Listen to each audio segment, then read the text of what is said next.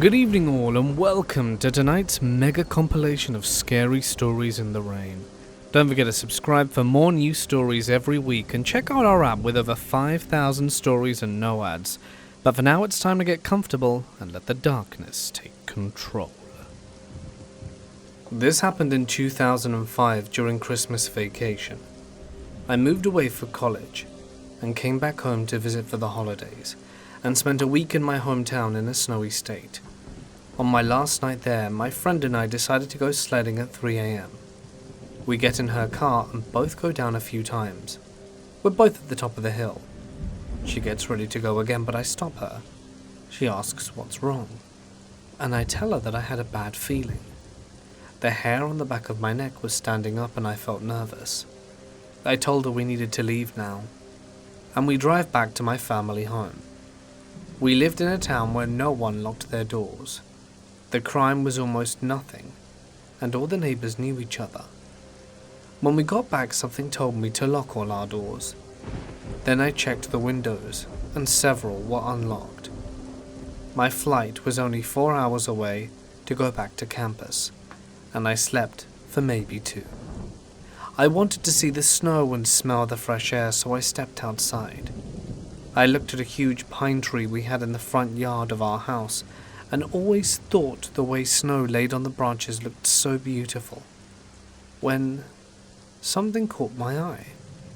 What should have been pure, fresh snow was littered in huge man-sized footprints.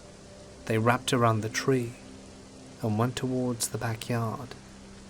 I was thinking maybe my uncle had been out there smoking or something, just trying to rationalize those prints in any way. The same feeling came back to me when we were sledding, the anxious and paranoid feeling in the pit of my stomach. I look to my left and I see a man. He's running, sprinting, staring straight at me, probably close to 300 pounds and maybe 6 foot, and for his size he was super fast. I froze in fear with the realization he's not doing a morning jog, and that I was his target. I tried to move several times, but I was almost too scared. With everything in me, I opened the front door, slammed it shut and locked it. I ran to the window and looked onto my porch to see the man standing there. He had his hand on my door. He turns his head, and I follow his gaze to a man in a white van. The guy in the van throws up his hands in a gesture to say, "Well?" The runner just threw up his hands and shook his head. The runner then walks to the van, gets in, and they drive away. My heart still pounding. I wake up my friend and make her walk around the house with me. There we find the footprints. Went to every door and window around my house. She too tried to rationalize it. But to me, I know that if they had reached me, I wouldn't be sharing this with you today. The malicious look on his face as he ran told me everything I needed to know. This happened a very long time ago, back in 1973. I know it was summer, and that I was 6 years old. We were living on Monica Lane in Madison, Wisconsin. The thing is, I sort of recalled it but never put 2 and 2 together, until a few months ago, when I was talking to my mum, who went into it in great detail. I was a very gregarious child, outgoing, extroverted, friends with anyone. It was at that time a middle-class neighborhood, and 3 houses down from ours, on the same side of the street, was a huge park. My mum was a nurse, and my dad was a salesman. But my mum worked second shift to Merita, while my dad worked days. I rarely had a babysitter, only if they went out for dinner or a movie. But they did go out often, and there were always older kids in the neighborhood to babysit. One sitter who I really liked lived a few blocks away or so, and down the street a little. Vicky had babysat me a few times before, and everything was pretty uneventful. She'd play games with me, and do my hair, play dress up, pretty basic stuff. So anyhow, one day I had gone with my friends down to the park. I remember there was a ball field at the time and a sandlot next to the field. My friends wanted to play on the monkey bars, but I wanted to play in the sand. I looked at the sandbox and saw that my babysitter Vicky was standing there. I told my friends I was going to go down to the sandbox and ran off. We played in the sand building a castle, and then she asked me if I wanted to get something cold to drink. It was stifling hot, and of course I say yes. So she takes my hand and we start walking to her place. She starts telling me about her puppies and asking if I wanted to play with them. Of course I get giddy and now can't wait to get to her house. This is where my memory stopped, and after my mom filled me in, the rest of it flooded back. My mother just happened to be talking to my sister and I about some of the places we lived at, and we got to Monica Lane. I told her I remembered the park and how big it seemed, and she asked me if I remembered being kidnapped. I immediately thought she was kidding, and then the look on her face told me otherwise. She said it was around 5 in the afternoon. One of my friends had come to the door to ask me to come back outside, sure that I had gotten bored and walked back home. When my mother checked the house, she realized I wasn't there and was 7 months pregnant with my sister. She sprints to the park screaming my name. After asking several kids if they'd seen me with no clue, she went off to the ball field and asked the older boys if they'd seen me. One of the boys, who was around 14, said that he'd seen a younger woman playing with a girl that fit my description in the sand and walked off in that general direction. But that was all he knew. My mum ran across the street to one of the houses and asked to use their phone and call the police. By the time the police got there, my dad had come home and some of the neighbours were trying to help my mum. So there's this search party out looking for me, screaming my name and knocking on doors. The police had gone back to the park to ask the boys if they knew who had been with me and if they knew who she was. Between the boys and the neighbours, they had deduced who it was that had led me off, but I have no idea how. The police and the entourage go to her home, as she lived with her parents but they weren't home, and knocked on the door. She came to the door and told them that she hadn't seen me, and that she'd been home all day. The police asked to come in, and for some reason she said it was fine. They went through the house and found me in the basement. That's what my mum knew, and then I remembered. It was literally like a floodgate had opened, and I started crying. At 6, you sort of trust everyone, and she'd been in our home. I'd never got a bad feeling from her, and my parents didn't either. But when we walked into her house, I remember that cold feeling washing over me and getting very worried. I remember starting to cry and saying I wanted to go home over and over. She takes me into her kitchen and gets me a glass of water and a tissue. I hear dogs barking, and next to the kitchen is an open stairway that goes down, and that's where the barks were coming from. She then starts trying to make me go downstairs, telling me there's all sorts of toys and games. I reluctantly agree, and she grabs my hand and heads down the stairs. The dogs are going nuttier, and I start screaming. At this point, Vicky is getting bizarre. She's screaming at me to shut up, and that if I don't, she'll throw me in the cage with the dogs and they'll eat me, dragging me down the stairs while I scream. I was scared out of my mind. I remember crying so hard that I was hyperventilating, and I'm screaming so hard I can't even make a sound. Vicky then flips a switch and starts being syrupy sweet, trying to calm me down. She tells me that she was just playing a game and that she wants to play hide and seek. She must have been relatively skilled at calming me down, because the next thing I know I hear knocking on the door upstairs and I wasn't crying. The houses were all the same sort of tract houses that Sears used to sell, so not huge but not small, and you could hear everything at any spot in the house. I keep hearing the knocking and she tells me that it's her friend. They're coming to play hide and seek, and she convinced me to let her put a piece of masking tape over my mouth so that I wouldn't make a sound, and lifted me into this big wooden box next to the kennel. She put a big pile of blankets over me and told me to be really quiet so they don't find me.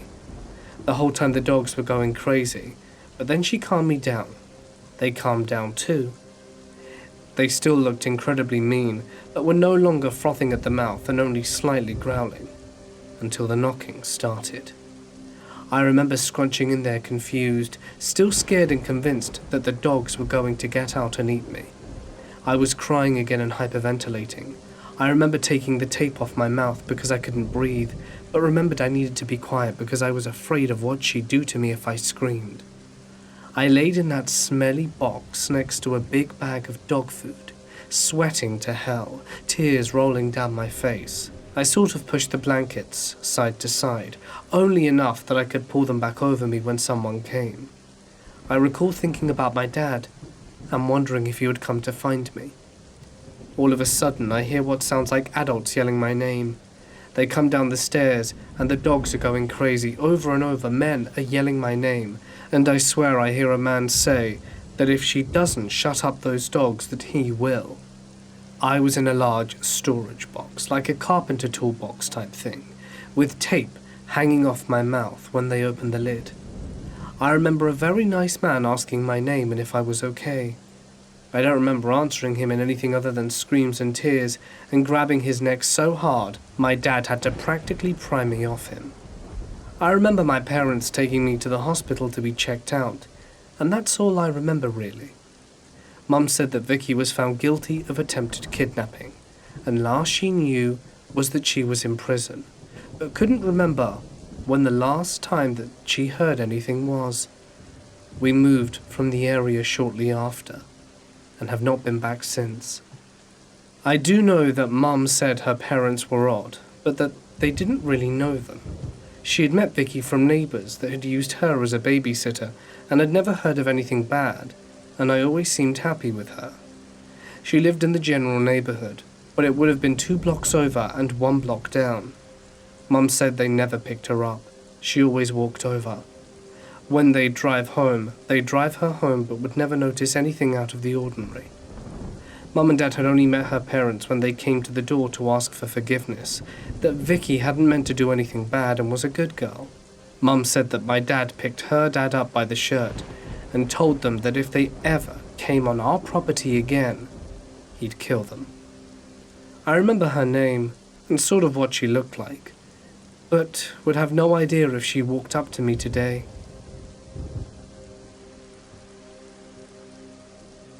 Around 10 years ago, I was living with my mum, dad, and older sister in an oldish house in a very small village. When I say small, I mean its only main feature was a small church and a few scattered houses occupied mostly by very old people. At the time, it was the summer, so I wasn't at school or anything, and since we were so far in the middle of nowhere, I spent most of that time at home, glued to one screen or another. The usual routine was that I'd wake up at around 10 or 11. By this point, Mom, Dad, and sister had all left for work, so I had the house to myself. I'd go downstairs, make toast, watch random stuff on TV for an hour before heading back to my room to continue with whatever game I was grinding through that particular day. The usual habits of a 17-year-old guy cut off from the rest of the world by many, many fields. I should give you a quick rundown of our house. It was an older cottage with 2 rooms upstairs, mine and my sister's, and everything else downstairs. As you walk up the stairs, you got to a very small landing and could go either left to my room or immediate right to my sister's room. Basically, the way this was laid out was that I could sit in my room with the door open, and my sister's room is directly opposite.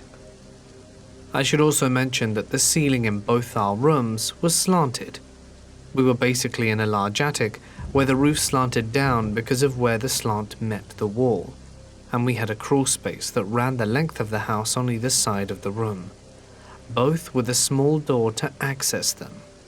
These were mostly used for sorting normal attic stuff like Christmas decorations and old forgotten toys. The doors to these were thin little things, about 4 feet tall with a small handle on the outside. This is important because turning these tiny doorknobs opened them, but only from the outside. If the door was pushed shut, with you inside, there was no way back out. I discovered this for myself on more than one occasion. The door on my side ran along my room and along one wall in my sister's room, and hers ran along the other side along mine. This space was not very big. You had to crouch to stand in it, and most of the time you were in there you were crawling on your hands and knees. Anyway, this one morning I'm awoken to a familiar noise, sort of a small creature rustling around in the crawl space on my sister's side. I could hear this because my bed was against the wall that ran along it. Not an unusual noise. Living in the countryside we had mice almost constantly, and they pretty much had a run of the storage spaces regardless of how many traps we set. I thought nothing of it and got up and went off to begin my morning ritual of toast and TV. The first odd thing I noticed was while watching TV, I could hear movement upstairs. My sister's room was directly above the living room, so I assumed she'd just not gone to work that day for whatever reason and continued munching. Around an hour or two later, I went back upstairs and booted up my PC. As I was waiting, I turned around to open my door and faced my sister's closet, and realized it was late in the day, and she had yet to leave the room. An odd thing, since she normally parked up on the sofa in the living room on her days off and didn't move until our parents returned. We're not the most active family. I started to think that perhaps she was at work, and I'd imagined the noise from upstairs. But as I mused this, I noticed the crack of light at the bottom of her door as a shadow passed by it. Okay, so there's definitely someone in there. Must be her, right? I once again pushed it from my mind and went back to my PC. More time passed, and the thought came back to me. Why would she be at home but not leave? She only has a small TV in her room and no books. So what had she been doing in there all day? I glanced back around and saw the shadow under the door. She was still moving around. So what was up? I finally decided to knock on the door. I tried a few times and even said her name but received no answer. Weird. But maybe she had headphones or something on. I knocked a bit harder again and said her name, but no answer again. Alright, I thought, forget this. I'm just gonna go in. So I cracked the door open and peered round. I found an empty room. No one inside at all. Feeling slightly confused, but better that it was just in my imagination, I stepped in properly and looked around and saw something that made me full-on panic. Near the bottom of her little door leading into the crawl space, there was a small hole that the mice had made to get in and out of the bottom. Really small, but just big enough to fit half your hand through.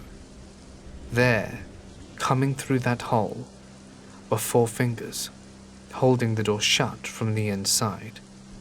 At first I thought, no, it can't be fingers, don't be stupid, until I watched them slowly creep back through the hole into the crawl space.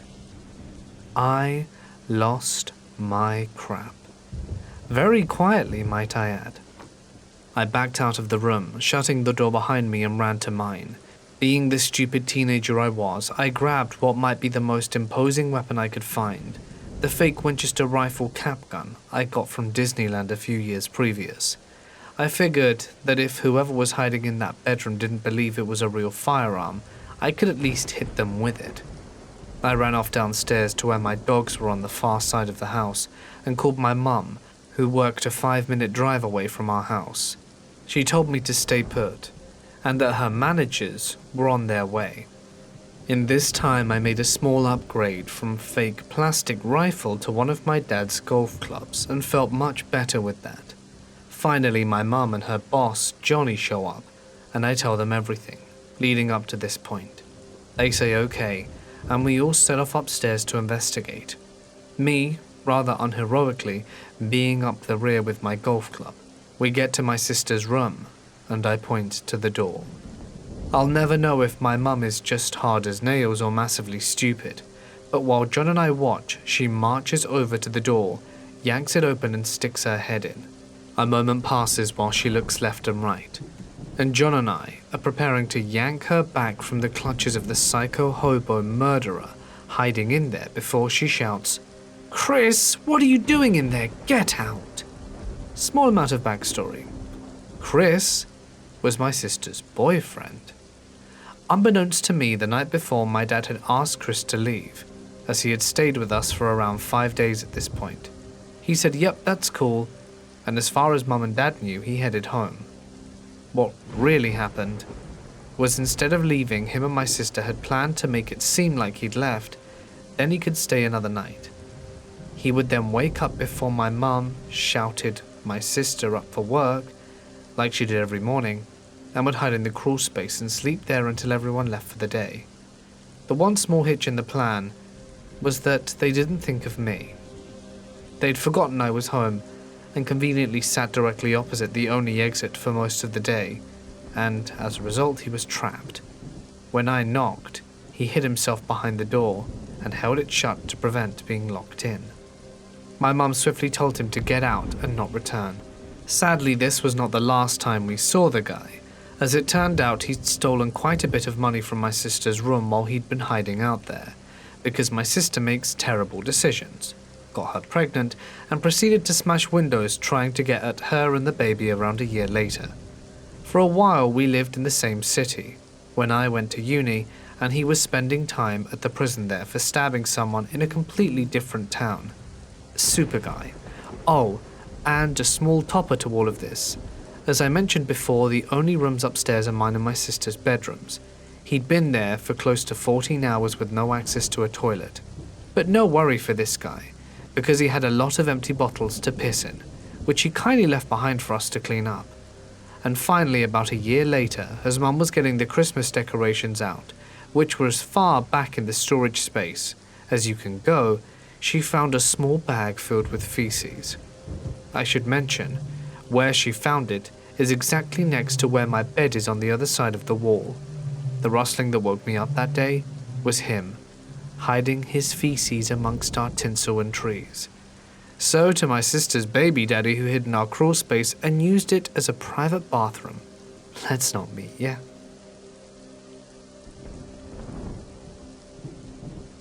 I work for a national airline that mostly operates regional destinations. Mostly, we use single-aisle planes. I'm a flight attendant and usually feel safe being in a cabin full of passengers. But not this day. There are only 2 galleys on this plane, the front galley and the back galley. The front galley is close to the cockpit, thus it has an installed CCTV for the pilots to monitor activity around the cockpit door. After 9/11, everything had to be installed for extra precaution. During a flight at cruising altitude, the captain called the lead-in flight attendant, asking why they let 2 little kids play in front of the cockpit door. B-737 is a small plane, with the cockpit door close to the crew's seats. The leading flight attendant, with another crew member sitting at the crew member's seating area, denied any kids playing near the area, as the seats are situated right next to the cockpit door. But the captain insisted he could actually see the 2 kids, a boy and a girl, playing in front of the door through the CCTV. At this point, the leading flight attendant was not too happy, thinking that their pilots are pulling pranks on them. After quite some time, the captain let it go and told them to never mind. When they touched down and got to the hotel, the captain pulled the leading flight attendant along with his first officer in tow. He insisted to know if the leading flight attendant and her crew really didn't see the 2 kids playing in front of the cockpit door and the first galley. She maintained they didn't, and said since the galley is so small anyway, like seriously it's less than 10 meters long, only from port side to starboard side door, that consisted of crew seats, the entrance to the cockpit, and the galley. She wouldn't miss 2 kids playing. Both pilots went blank, then said they had both seen the kids playing right next to both flight attendants and wondered why they let them there. The first officer confirmed what his captain had seen, but because it was late, the leading wouldn't want to scare her crew and decided to keep it to herself, only asking the crew that was with her during the incident if they didn't notice any kids, but both maintained they hadn't seen any. Up to this day, no one knows who the 2 kids were, but both pilots saw them on CCTV.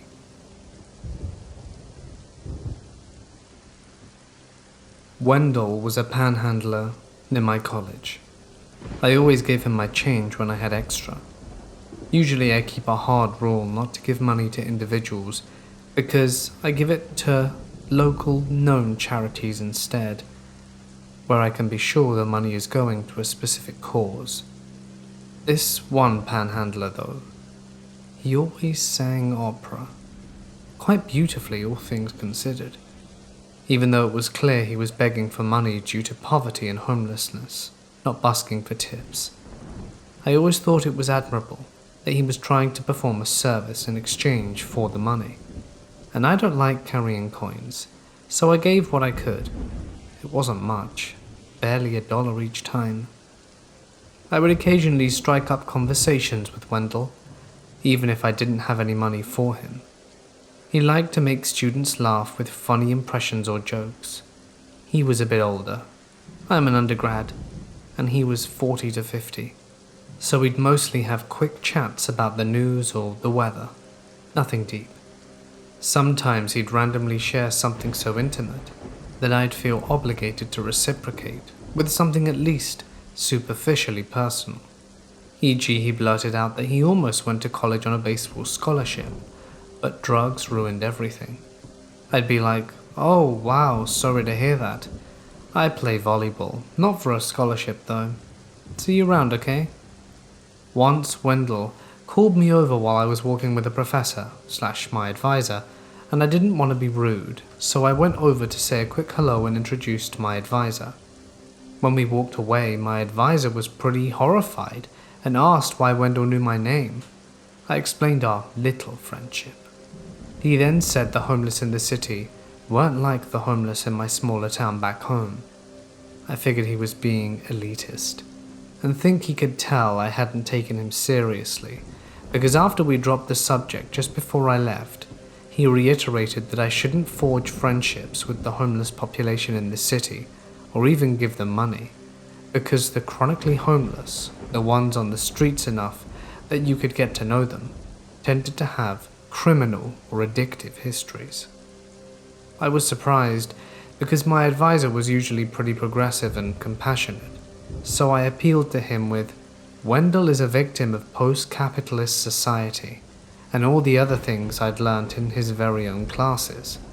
But he wasn't having any of it, basically saying however Wendell became chronically homeless. Now he was, and I should act accordingly. So my professor strongly implored me not to continue talking to Wendell at all.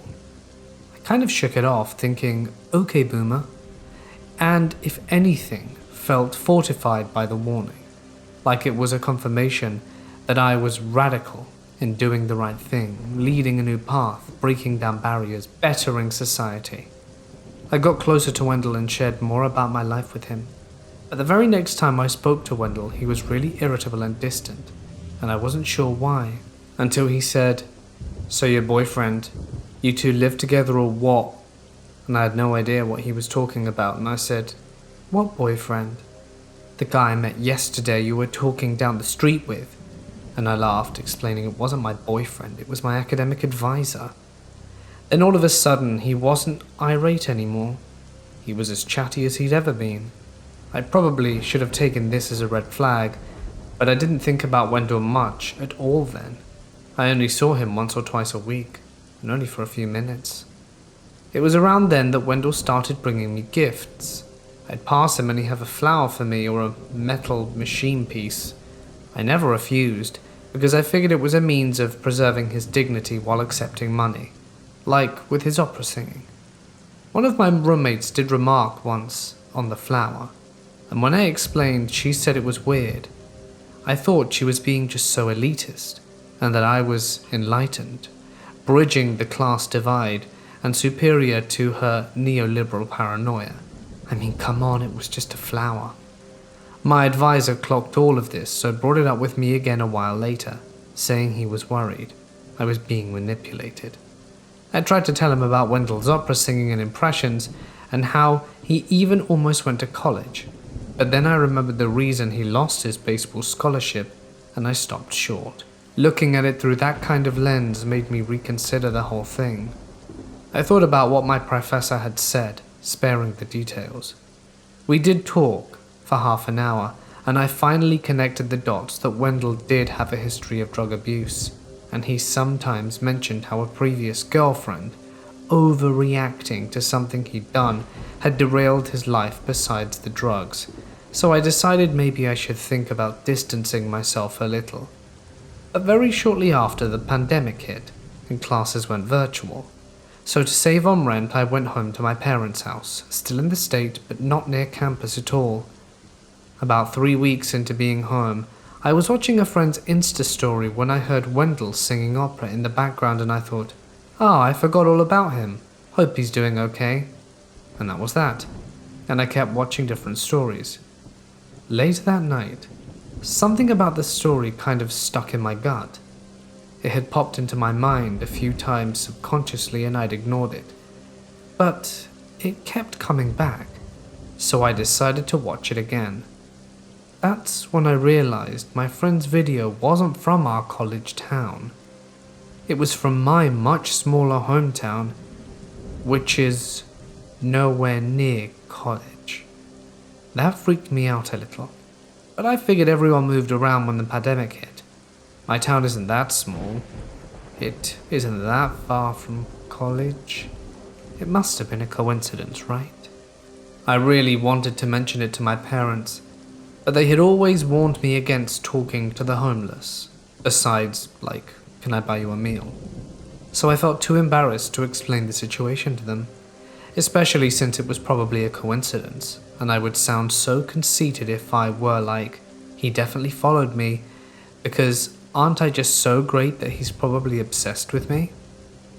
We have a type 1 diabetic in the family, so we took quarantining very seriously. I figured I'll never see him again anyway. I'm not going out anytime soon. It doesn't matter where he is. And nothing happened. Well, one thing. A girl from my high school, who also ended up at my college, called me, and in summary said, "This is gonna sound really weird, but I feel like I should say something. I was downtown and a beggar asked me about you, like, specifically you. He knew you were on a club volleyball, he knew your major. I didn't tell him anything, but I thought you should know." I was pretty alarmed at first, because how would he know I knew this girl? But once we talked, I learned she'd been wearing a sweatshirt from our college. So I thought about it, and decided he probably saw the sweatshirt, figured she might know me from college since we're both from this town, and was just trying to dig a little deeper and find out how I was doing. Was it sweet? Weird? He was a little weird. That was part of his charm, though. I thanked her, but told her not to worry about it. Besides, I wasn't in town much longer anyway. I had decided to go back to live near campus. It was impossible to get my coursework done with my whole family around me all day.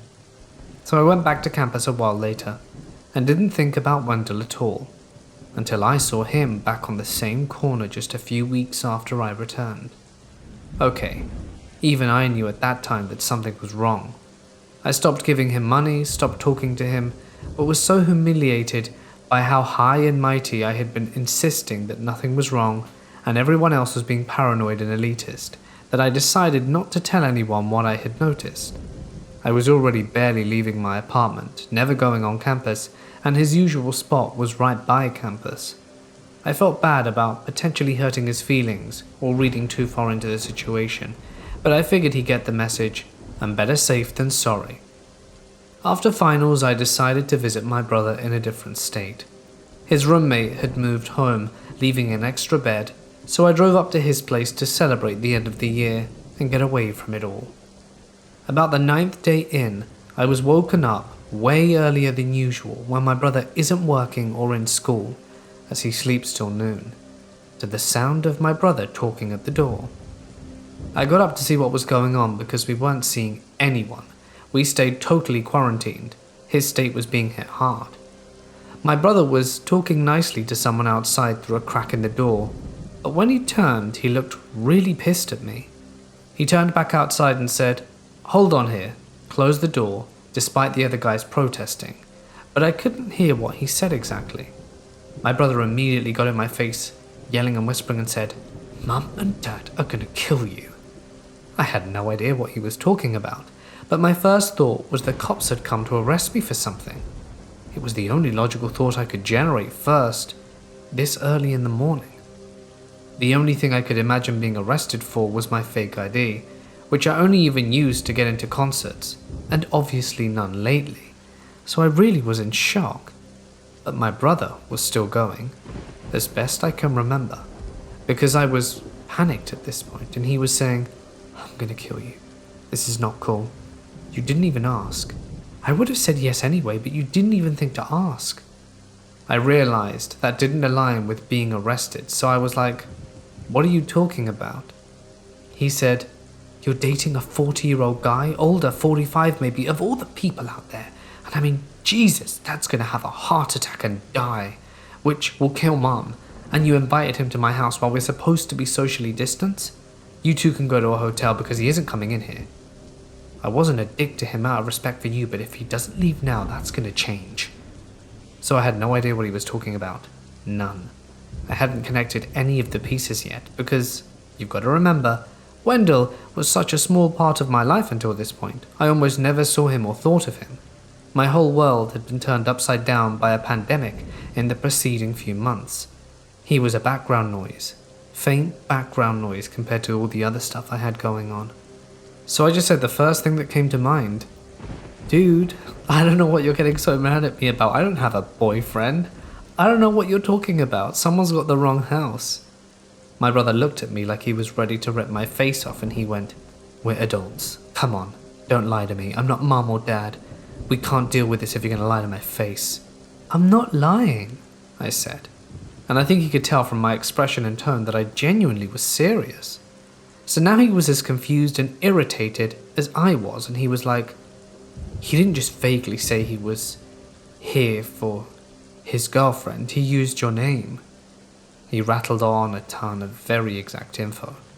I think he said, you guys had a fight and he was here to work things out.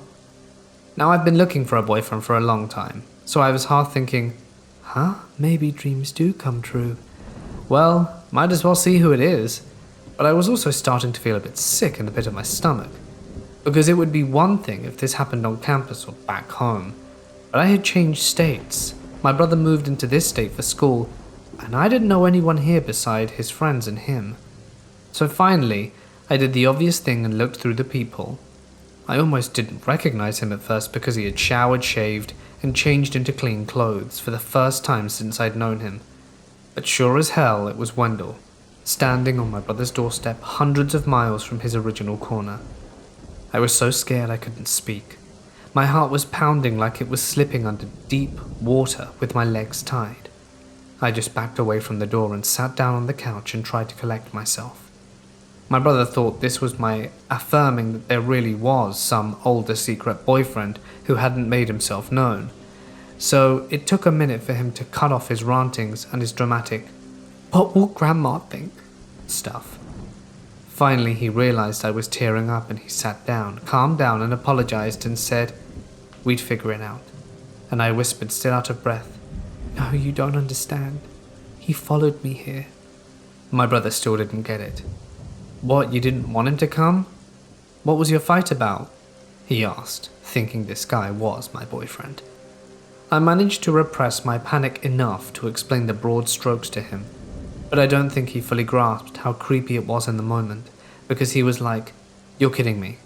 That's hilarious. I'll take care of this." He went to the door and called from behind it, "Yo, just checked, she's not here. Must have packed out this morning. You should do the same. I'm taking this social distance real serious," and winked at me. That's when, as my brother says, when he tells this story, it got real. Wendell said, "You're lying.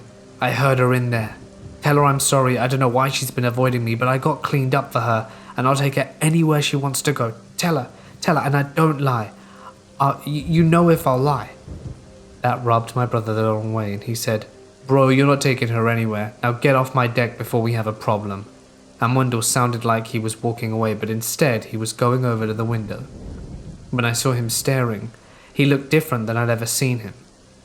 Even than a few seconds earlier when I'd glanced through the peephole. His clothes were clean, but they didn't fit or match. Eyes bulged out his head. White stuff caked on the corners of his mouth. I hadn't noticed at first, shaking, just kind of disconnected from reality. He started banging on the window, shouting things like, "That's my girlfriend, you can't keep her in there. Let her out." I couldn't even tell if it was meant as a threat or reassurance. I was so scared. I was too scared to run or move. I think my brother was almost surprised by the sudden outburst. He was rolling up his sleeves like he was pretending to go out there, and I was trying to make my voice work to beg him not to. But I was super anxious, scared, and embarrassed, and said that I had missed all the signs leading up to this, all the opportunities to prevent it, that our friendship was never the wholesome thing I thought it was, though of course that's something I had already begun to grapple with before this day. And I had so many thoughts swirling in my head, fear being chief among them, and all I could do was scream. No words, just scream, and cover my ears to drown the whole situation out. Before my brother could charge out the door, as he's an athletic guy, but I don't think he's ever actually been in a physical fight, Wendell punched through the window. Nothing actually happened when he punched through. I mean, there was an eerie moment of silence when nobody moved. I think I even stopped screaming. But when he pulled his hand back, all hell broke loose. A fair amount of blood started spurting out when he pulled his hand back through the glass. The things he was shouting started to make even less sense, along the lines of, "Look what you did to me! This is a test! I told you I couldn't be stopped!" And the look in his eyes got even more distant. I think the sight of the blood, which has always made my brother really squeamish, made him realize this was real. And he finally yelled, "Damn it, sis, call 911!" while he leaned against the door which Wendell was now repeatedly running into, even though he was nowhere near close to breaking it down. I don't remember making the call, but apparently I did, because within 10 minutes the police arrested Wendell without resistance. He kept trying to tell them that his girlfriend was trapped in the house, and he'd come all this way to save her. My poor brother was even momentarily handcuffed and had to explain he hadn't taken me hostage. Probably one of the most haunting memories of this whole event is as they carted Wendell away for arrest, he started singing opera music. I learned a lot of important common sense and life lessons from this saga. But most of all, Wendell, let's not meet. I was babysitting one night for a family friend about 4 years ago. I had put the kids to bed and crashed on the couch while waiting for my mum and the friend to get back from a night out. Randomly, I woke up and just remember being very confused about why I was even awake. That was until I heard the front door close. A key thing to note here is the fact the only sound was the door closing. There was no sound of it being locked, and this lock was very loud. I assumed it was my mum and her friend coming back, so I sat up preparing to leave. However, I quickly noticed the lack of their voices. They are never quiet after a night out, especially because their friend has always had some drinks, and also noticed that there was only one set of footsteps. For a moment, I considered the possibility of it being the friend's husband coming home to grab something. He was a firefighter, and was at the station for one of his 24-hour shifts. I could hear the person walking around the front room, and going to the table in there and shuffling through some papers as if frantically searching for something. The more I listened though, the more it just didn't feel right. I pretty quickly dropped the idea of it being the husband and jumped to the idea of it being an intruder. Being around 15 at the time, I was no way brave enough to confront any intruder that broke into the house. I managed to scoot along a wall leading to the front room before becoming completely paralyzed by fear. I ended up promising myself I would keep my presence hidden until the person walked upstairs to the kids or back towards me. I could hear them pacing around a lot, papers and items being shuffled though. Eventually, I heard the footsteps start to come down the hall before turning into the bathroom, which was before they could reach me on the stairs. Only seconds after the footsteps walked into the bathroom, I heard the front door unlock. This ties back to the beginning, because it really struck out the door was never locked, and I can remember every single sound from the second I woke up. Immediately I heard my mum and the friend talking loudly, and part of me was relieved, while the other part of me was prepared to hear them scream upon finding an intruder in the bathroom that's too small to hide in. Shockingly, they just walked straight past it, and Mum told me to get my stuff so that we could go home. I was still listening the entire time, and the bathroom door never closed, and no further footsteps were heard. As I finally walked down the hall to the door, I scanned the bathroom. The door was wide open. The window was shut, and it was too small to fit anyone but kids through, and there was no one crouched in the darkness. There was absolutely nothing off about the house, no windows open in any of the first floor, and nobody left between my mum coming back and us leaving. Nothing. I'm a skeptic. I like to think this may have been an intruder, but cannot think of any logical way they could have hid there and left somehow. The friend never found an intruder or noticed any missing items. Nothing makes sense. All I know is that night is vividly ingrained in my mind, too vividly to be a dream, and I still get that feeling of something not being right whenever I think about it.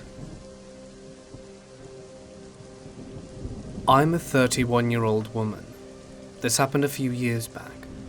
I was walking from a friend's house to meet my son's father, X, at a bar we frequented in those days. It was winter, icy, and snowing with giant piles of snow all around. I was walking from a friend's house at around 9 p.m, down an alley that served as a driveway area for many houses. Not a great neighborhood, but not particularly bad either. I was wearing my apocalypse boots, waterproof, knee-high, winterproof. I usually have headphones in blaring music as I walk, but for some reason that night I decided not to. In hindsight, that was what saved me. I'm about the equivalent of 2 to 3 blocks away from the bar. There's a younger guy in his early 20s walking about 50 feet behind me. "Hey you!" I turn around. It seems he's talking to someone else. "Hey!" I look back, then continue walking. "Yeah, you! No, don't turn around, sweetheart!" I start to walk faster, as I realize he's getting closer. Ahead of me I see an SUV running, backed out of a parking spot but blocking my path. I turn around and there's another guy. The door to the SUV opens, and there's a couple of guys in it looking at me. One guy gets out and stands by the open door. I turn to look at the guy behind me. Out of nowhere, about 5 more guys come out, surrounding me from a distance, slowly closing in. The realization that they were hiding behind piles of plowed snow just hit me. I realize they are just standing and watching me. A couple of them had their phones out and were recording something that was about to go down. Someone was smiling and closing in on me, trying to get me to walk to the SUV. Fight or flight kicked in, and I decided I didn't want to know what was about to happen. I wanted to catch them off guard. So instead of running forward, I bolted to the left. Thank God for those boots. I could run across the ice no problem, and ended up cutting through a few yards and made it to the bar. The guys were trying to get me into the SUV while filming, and I'm sure I wouldn't be here today had I not run that way.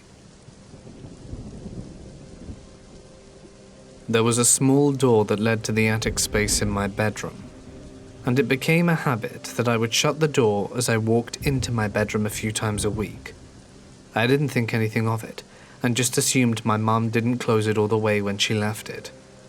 After a while, I made the mistake of joking with her when she made a comment about me not picking up after myself, and I said something like, "Every night I have to close the attic door behind you, how about you shut it all the way when you're done?" She then informed me that she hadn't been in the attic for months. I asked my brother and my father. None of them had. So then I started to pay real close attention to it, making sure it was closed in the morning, checking it after school, and checking after dinner, then heading up to bed. And what do you know? It was open. After a few months of wandering, studying, experimenting, I thought I'd see what happened if I just didn't shut the door. I opened the door before school and checked it after school. Still open. Closed it after dinner. Still open. Before bed, still open. Now, I'm laying in bed, mind going crazy with the open door across the room. I decide to check it out, so I roll over and focus on the black space into the attic. That is when I see a face staring back at me. I bolt downstairs, wake my parents up, get ridiculed by my brother, and switch bedrooms with my brother and move into a new house about 6 months later due to an expanding household. And what do you know? My new physics teacher and his wife actually bought our house. I could have forgotten all about the events and chalked it up to me having an overactive imagination. But then, I discovered in my senior year how awesome our physics teacher was, and it became my favorite class by far, and favorite teacher. At the end of senior year, my friend and I took our VHS camcorder around, doing mostly silly things, but then took it to my old house to see what they'd done with the place. We got a very fun tour. I got to tell stories about all the projects my dad did that were still a part of the house. Then the wife led us upstairs and showed us the sewing room. So I jokingly ask, "Notice anything strange about this room?" And her face goes blank. On camera, she asks what I mean, and I try to shrug it off but end up saying something about the attic door. She confirmed that every time she comes up to sew, it's open, and then tells us that the second day of being in the house, their dog, a German Shepherd, had gone into that room, but would not go back downstairs. He started barking and could not be consoled, then jumped through the window, landing on the tin roof over the porch and running off. The dog did not come back until the next day, and has not stepped foot into the hallway that leads upstairs since. I had the initial thought that I could show my parents and brother the story I had on film, but I decided to just let it be. The attic is the space in the house that runs parallel to the second floor, not above it. I was 11 to 12 when this was going on, so I did not immediately suss it all out. When I told my family that I saw a face, it was just my brother that ridiculed me. My father definitely would have checked for an actual human because of one of the first comments he made was about a family that recently had a coin collection stolen from their house across the street. The event itself was easy to shrug off because I could have chalked it up to a lot of other possibilities. It wasn't until 5 years later that it became freaky. The look on the wife's face before she told us about the dog was very telling, like something they decided to never put much thought into. Now my story adds depth to their experience and theirs to mine. This did not make me a believer in the paranormal. I told the story as a collection of details, not a confirmation of ghosts. But what it did do was never make me a non-believer. That face, it was expressionless, dimly lit, through a door smaller than a 2x4, with a knob that had to be turned in order to open it. I wish I still had the VHS. This was from over 25 years ago now, and I moved a lot after high school, and the tape sadly never made it through all those moves. My dad is a private pilot. He's got a Cessna 172. One time we were flying to this tiny airport, owned and run by one guy. We're flying in pattern, waiting to land because there was a plane taking off. The plane didn't make it. I remember my dad describing the air being thin. It took off, started to climb, and then suddenly dropped like a rock. The pilot died on scene. His wife at least made it to the hospital. We didn't find out what happened after that. They were an older couple and the parents of the owner of the airport. They'd been visiting him. He was the only one working comms when it happened. I vividly remember the way the plane dropped, and the smoke and fire, and the trucks and ambulance. The wait to land, and watching the smoke rise, and the awful, broken up communication. It's not something I would ever wish to repeat. This happened to me a few months ago. I'm a 24-year-old female student from Germany. The place I live in has quite a diverse population, from American soldiers and their families to immigrants from Arabic heritage. We have everything here, hence why it isn't unusual to be approached by people that aren't very fluent in German. So yesterday I had to skip my online class to get out the house to have my horse's feet done, because the guy who does that wants to put his business on hold due to the second lockdown, and was only willing to do it on my horse when I agreed on an appointment yesterday. That's not really important, but I was out and about yesterday, and wearing clothing that were well suitable for getting dirty. I usually take the train to the place my horse is at, and while there is a stop down the hill close to the apartment I live in, I decided to get some groceries as I was already out, and took the same train line back, but got out on the main station instead of my stop. A friend of mine also lives in the same apartment complex as I do, and I decided to ask her if she needed anything from the store so she wouldn't have to go out this week.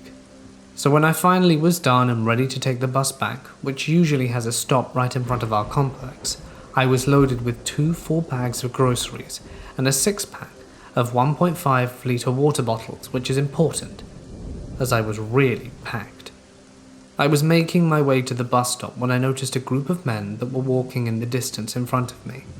I only noticed them because one of them made a point by aggressively spitting and sneezing onto an e-scooter that was in front of a closed store, and then tried to talk up a girl that was walking in the opposite direction of a group. This was already sending some red flags. Not the first time I encountered a group of idiots like that, so I tried keeping my distance and walking as slowly as possible to not pass them. Yeah, that sounds pretty paranoid and probably is, but trust me when I say that I have my experiences and have been in more uncomfortable situations than I want to admit. The group made their way through the train station, which I had to go through. The one who had spat on the e-scooter suddenly split from the group because apparently a bag he was carrying had ripped and the vodka bottle had just fallen out. He fumbled with it while the others walked on. I had to pass him to not stop like a paranoid ass, so I got on the escalator to exit the train station and get to the bus, when he rushed to get to his group again, and just like that he was suddenly next to me. Took on another step towards his group, only to turn around and suddenly hold the ripped bag up to my face. I tried not to acknowledge him, which usually does the trick with such guys, but he wouldn't let it slide. He rambled something about the bag and how it dropped his bottle. Honestly, I could barely understand him as his German was so broken. I couldn't pass him on the escalator, and when I finally got off I did my best to directly rush to the bus, which was already waiting. He took that as an opportunity to consistently try and get in front of me, successfully preventing me from getting on the bus in time. At this point I had said nothing to him and didn't even acknowledge him, yet he was still talking to me, standing uncomfortably close. Not just pandemic respect, socially distanced uncomfortable, but I can count your nose hairs, please get away from me uncomfortable. And of course he wasn't wearing a mask. He asked my name, something about where I worked, and I couldn't follow because of his bad German. What I might add isn't really the problem here because again, diverse population. We can't expect everyone to speak a language they're just learning, or well, just came into contact with. Heck, my English isn't even that good. Why should I expect a non-native German speaker to do better than I do with other languages? The problem was that he invaded my personal space on top of not respecting the social distance norms. People might say I was rude, trying not to acknowledge him in the first place, but that should have been a cue for him to leave. And I'm not ready for conversation. He displayed worrying behavior by spitting and sneezing on the e-scooter and not wearing a mask in public, where it was mandatory, and I really don't want to socialize with someone like that. You guys get me, right? Well, not seeing any opportunity to get rid of him quickly with my bus gone and him particularly glued to my side, I finally spoke. I told him to leave me alone, what he either couldn't understand or simply didn't want to. Either way, he took that as a cue to want to shake my hand, which I declined because A, pandemic, and B, no. He insisted on it, going so far as to try and grab my hand against my will. I repeated my plea for him to leave, which he again ignored, and opted to ask me to take my mask off because he wants to see my pretty face. Of course, I told him I didn't want to do that, and that I wanted to be left alone. I wanted to push him away so badly, but due to me being panicked, that wasn't really an option if I valued the groceries.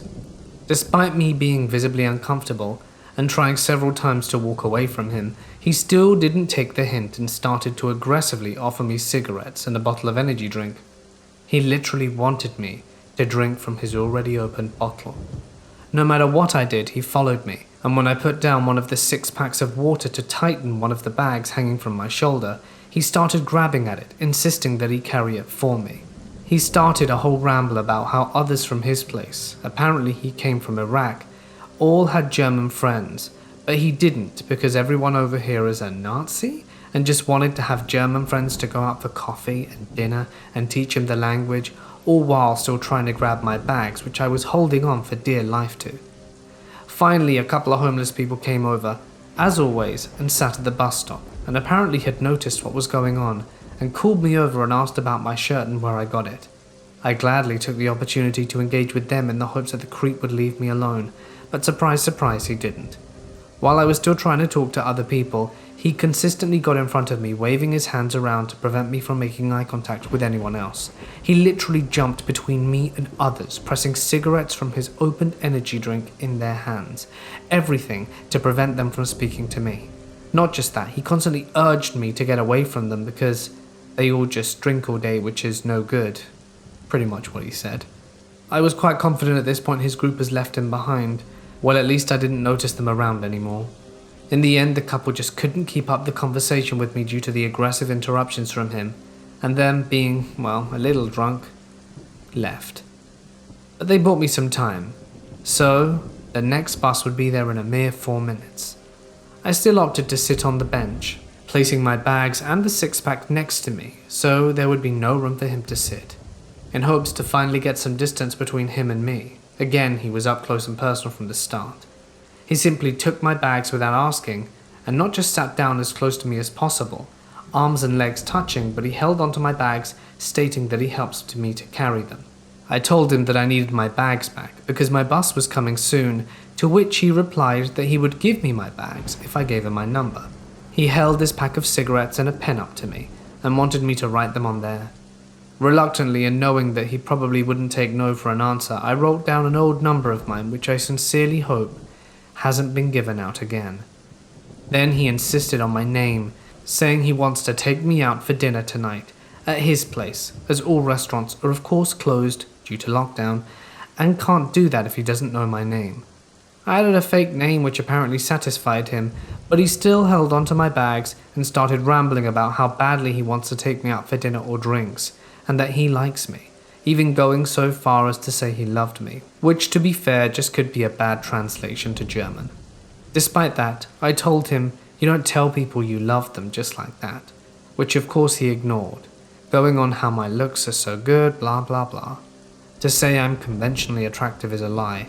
I'm slightly overweight, have a shaved side cut, and only wear extra baggy band shirts, and yesterday even muddy track pants. Not quite the get-up that catches people's eye in a positive way. I caught his eye, and now I'm his best friend. Apparently. Anyway, that could be a bad translation. He even ignored my remark about being busy all the time, insisting that today or tomorrow he wants to meet me again. And the while he was literally breathing right in my face, even trying to take down my face mask. The 4 minutes it took for the bus to arrive at the station were the longest 4 minutes of my life. But it finally came, and I aggressively ripped my bags from him and rushed to get in. I nearly even forgot to show my ticket to the driver, but thinking that it would get rid of him, but I was wrong again. He followed me in, trying to insist on paying for my ticket. I'm so very lucky that we get a student ticket at my uni, because otherwise I would have had to tell the driver where I wanted to get one. Again, I might be just a bit paranoid, but I kinda was thinking he was hoping I would reveal the general location of my apartment, or at least give him an indicator of which ticket he needed to buy so he could ride with me. I showed my ticket, and even though he was right behind me, I rushed to the back of the bus, hoping that this would finally get rid of him. But again, the hope was quickly shattered. He insisted to the bus driver that I was his friend, and that he apparently needed to tell me something. He even put on a mask out of nowhere so he could just get on. And he did. He got on the bus without paying, walked where I was seated, and started to beg for my confirmation that I would go out with him to dinner tonight or tomorrow, and that we could even have some drinks. I told him I didn't have time. And then, finally, the bus driver, through the intercom, told him to get off, which luckily he did. I'm sorry for the school kids there who had to witness me loudly swearing all known religious figures for finally blessing me with being able to get rid of the guy. He still stood outside the bus and waved at me as we drove off, but I was just so relieved he couldn't follow me anymore. Turns out I forgot my 6-pack of water on the bench. A good part of the eggs were destroyed, and apparently I lost a pack of dry yeast somewhere along the way, which is infuriating, but at the same time I'm just glad he didn't know where I lived. This horror story may not be as drastic or dramatic or horrifying as others, but it's the first time I felt really scared by such an encounter. This man might have just been desperate for having a local friend who could help better his German, but the way he was going about it was just so wrong. I don't know if this is normal in his culture, and frankly, I don't care. Don't get in my personal space when I don't know you, and don't ignore a "leave me alone." You automatically become someone I don't want in my social circle, no matter where you're from. Don't push yourself onto others like that. Gosh.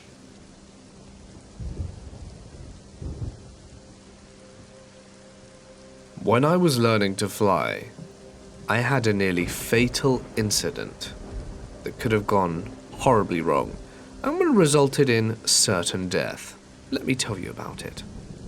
When you land, you have to call what you're going to do.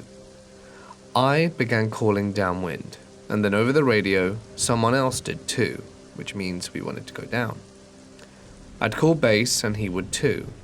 So I was wondering if he was landing on another runway as we were mirroring these same calls to go down and land. Perhaps there was another one perpendicular to ours, and he was confused with the runway number in use. I kept looking at the other runways, afraid that we would both land and meet where they intersected. We both called final, i.e. we're gonna go down. He was above me in a low wing plane, and we were below with a high wing plane. The perfect disaster. I spotted him 30 feet above us on final, probably 200 to 300 feet up, and the instructor pulled to the right and full throttle. He was quite shaken too, and we didn't talk about it for the rest of the pattern. I asked him if he was okay, and he said he was. I think I ended up saving both our lives that day by just being alert and lucky. Turns out the other dude was doing the mirror pattern as per the booklet. Our runways were right-handed, and he was flying the left-handed pattern. The runway was to be flown right-handed because of dangerous hillsides on the left-hand pattern. So we were both downwind at the time, both base at the same time, just operating on opposite sides.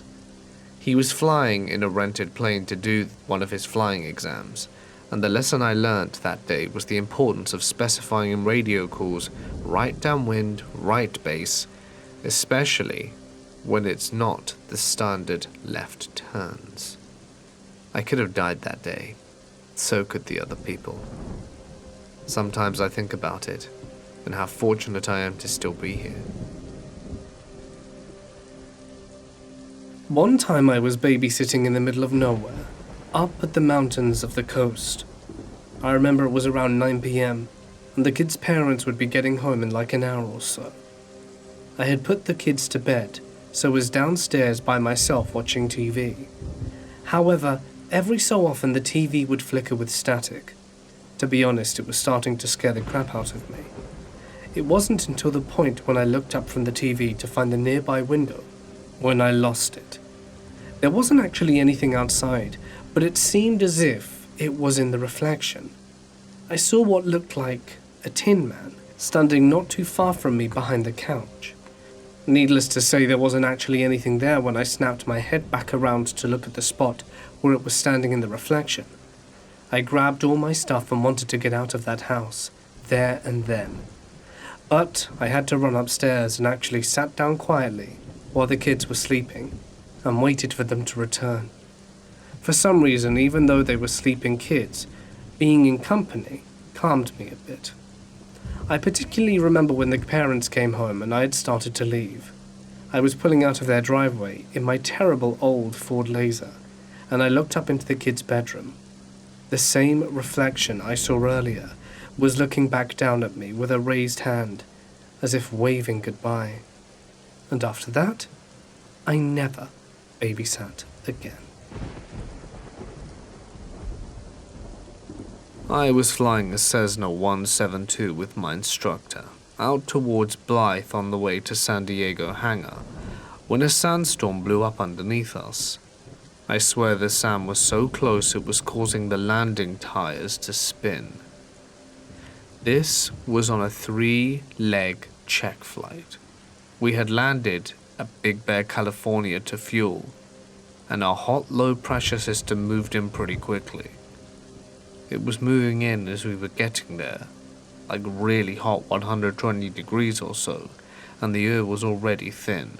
A kid in his solo was taking off, and he got her up off the end of the runway, and he just fell out of the sky and crashed.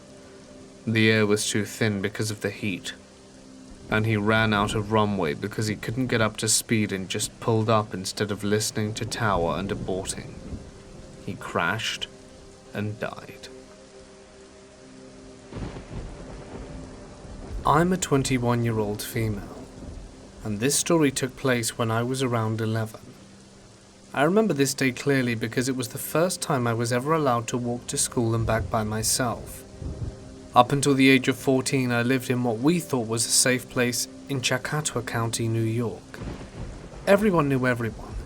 If you thought you could get away with something, then be prepared to have your ear abused by the time you got home. There was this one day though. It was a cold winter day, and school unfortunately was still open, so all the neighborhood kids had to walk through knee-height inches of snow just to get to school. It took me longer to leave the house as I was used to walking with my older sisters to school since she knew the route better than me. I always used to make fun of her for being paranoid and taking different routes every day from school, but after that day, I learned that was what saved my life.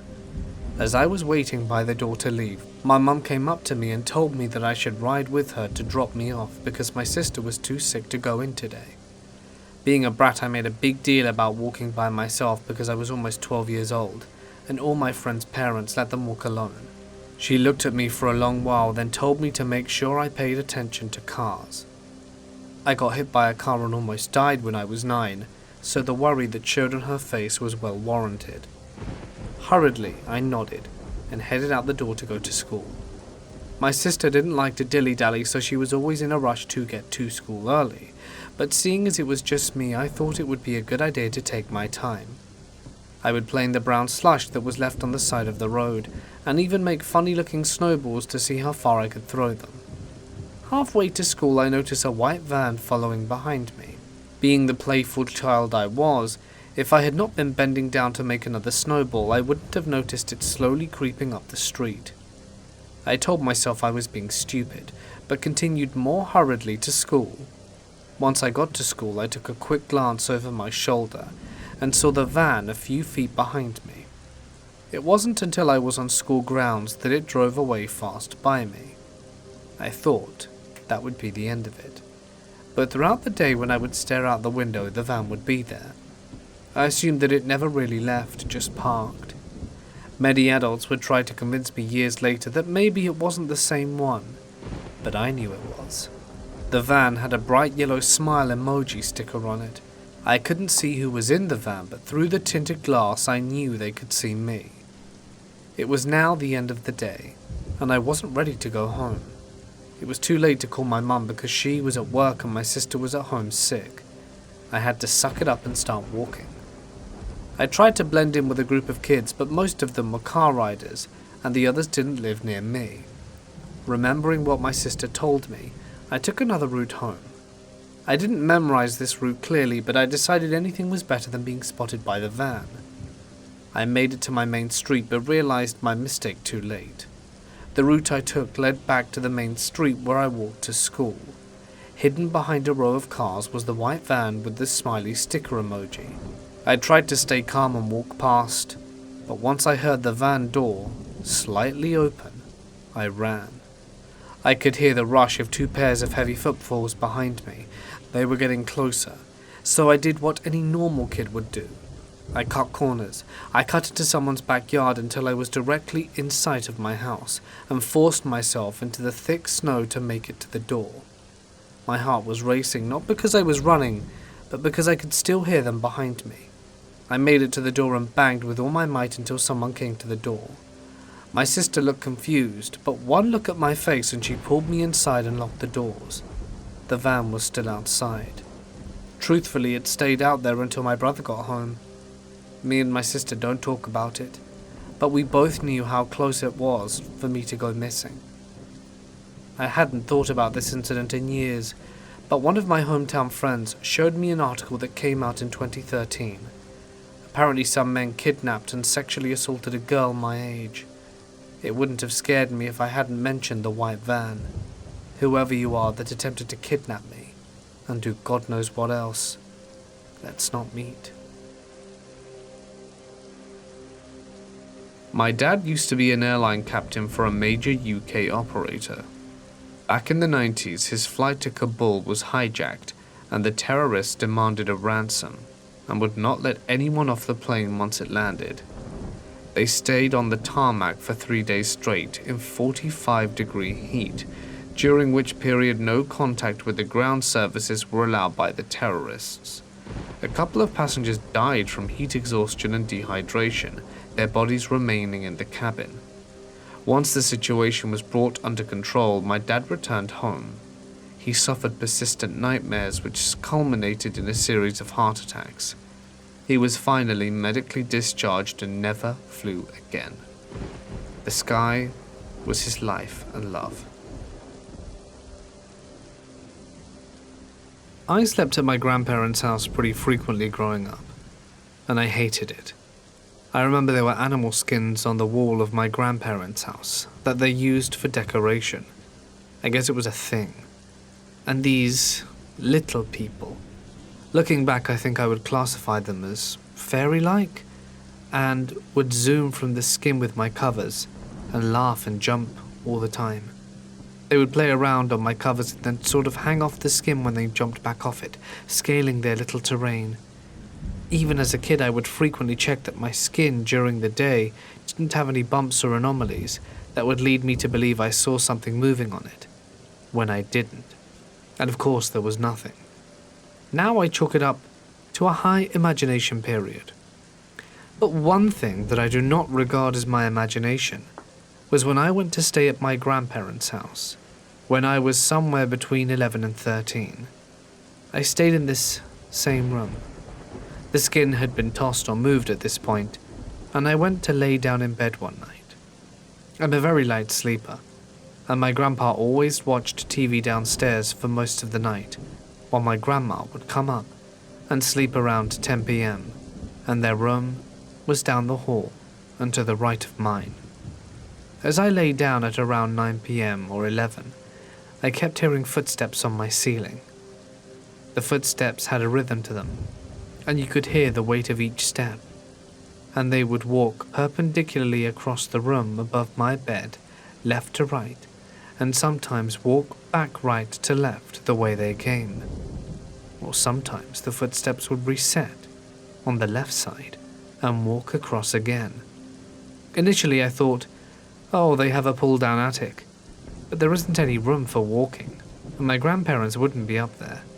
Perhaps a squirrel? I double-checked my hypothesis, and went to check on my grandparents. My grandpa was watching TV with grandma. Weird. The pull-down attic was also above the stairs and sealed shut, so I go back to lay down, and the walking continues for 20 minutes, and grandma comes up and walks to bed. Finally, I get up and tell grandma about the strange noise, and ask for a fan to drown out the noise. I set the fan up, lay down, and try and get some rest. Oh boy. The footsteps intensify now, and the pacing seems to pick up over the fan. On one particular pass, the footsteps stopped midway on the ceiling directly above my bed, and plain as day, something with a deep voice whispers into my left ear. "So you know I'm here." I don't think I could get out of bed so quick, and I slept in my sister's room on the floor after that. My fiancé was flying a military plane, working, when he looked out the window and noticed one of the turbines on the wing smoking. He radios up, trying to stay calm, and goes, guys, I think our wing is on fire." And the pilot goes, "Damn, again? Hold on, let me kill the engines." My fiancé says he's never been more terrified than at that moment, especially because if the plane goes down, his life is not the priority. The destruction of his equipment was, even if it cost him his life. They killed the engines, coasted for a minute or two, then turned them back on and everything was good. What's really bad is the other plane was under maintenance for an even worse issue. So that was the only plane that could get into the air, and it had to fly constantly for their mission. So they had to keep using it until the other plane got fixed. My fiancé wasn't part of the regular crew. The normal guy was sick, and my fiancé had the training and clearance, so they pulled him for it. And he said he never complained again about loading or unloading the planes after that.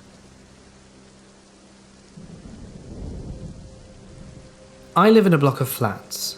It's a bit of a rough area in my opinion, which occasionally has some sketchy characters going about.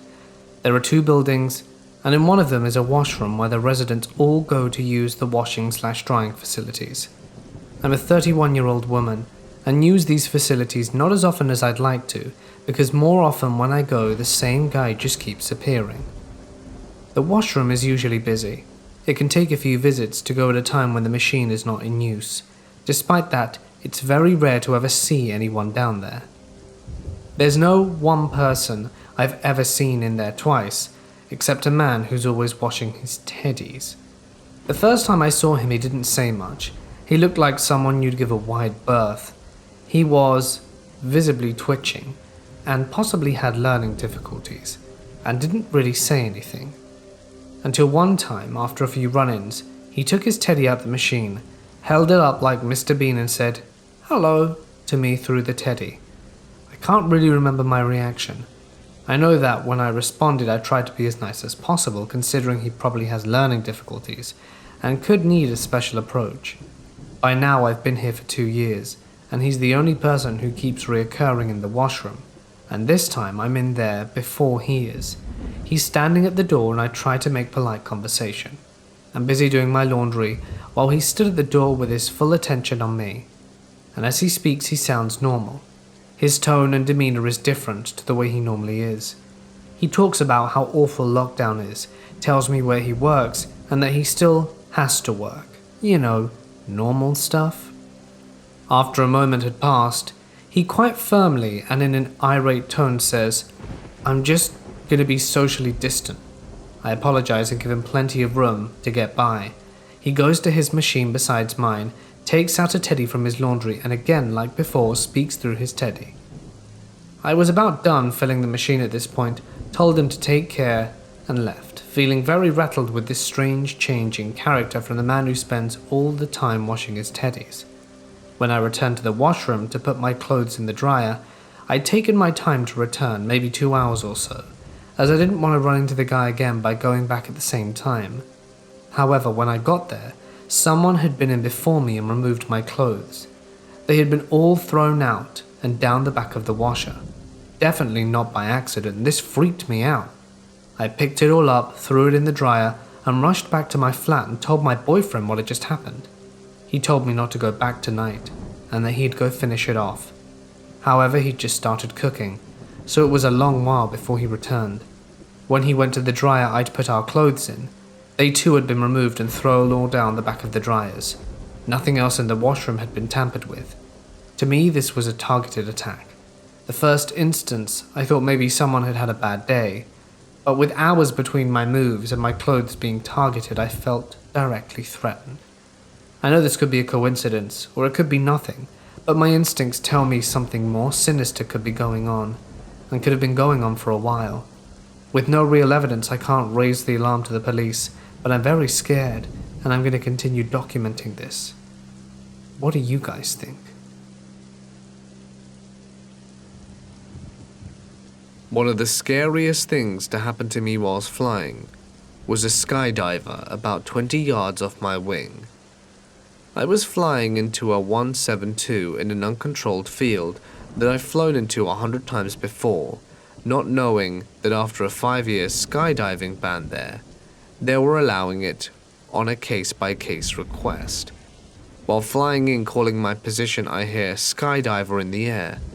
My first thought was, I hope they aren't flying in this direction, and then there he was. I had the image of him going through my propeller, and then immediately the thought of, oh God, please don't let me kill this guy, and then complaining that the pilot didn't call this better. And I watched as he flew off completely once the guy had jumped out. I come to find out the pilot was flying his friend to skydive to his local field, then depart to his home airport where they came from. Never did find the guy.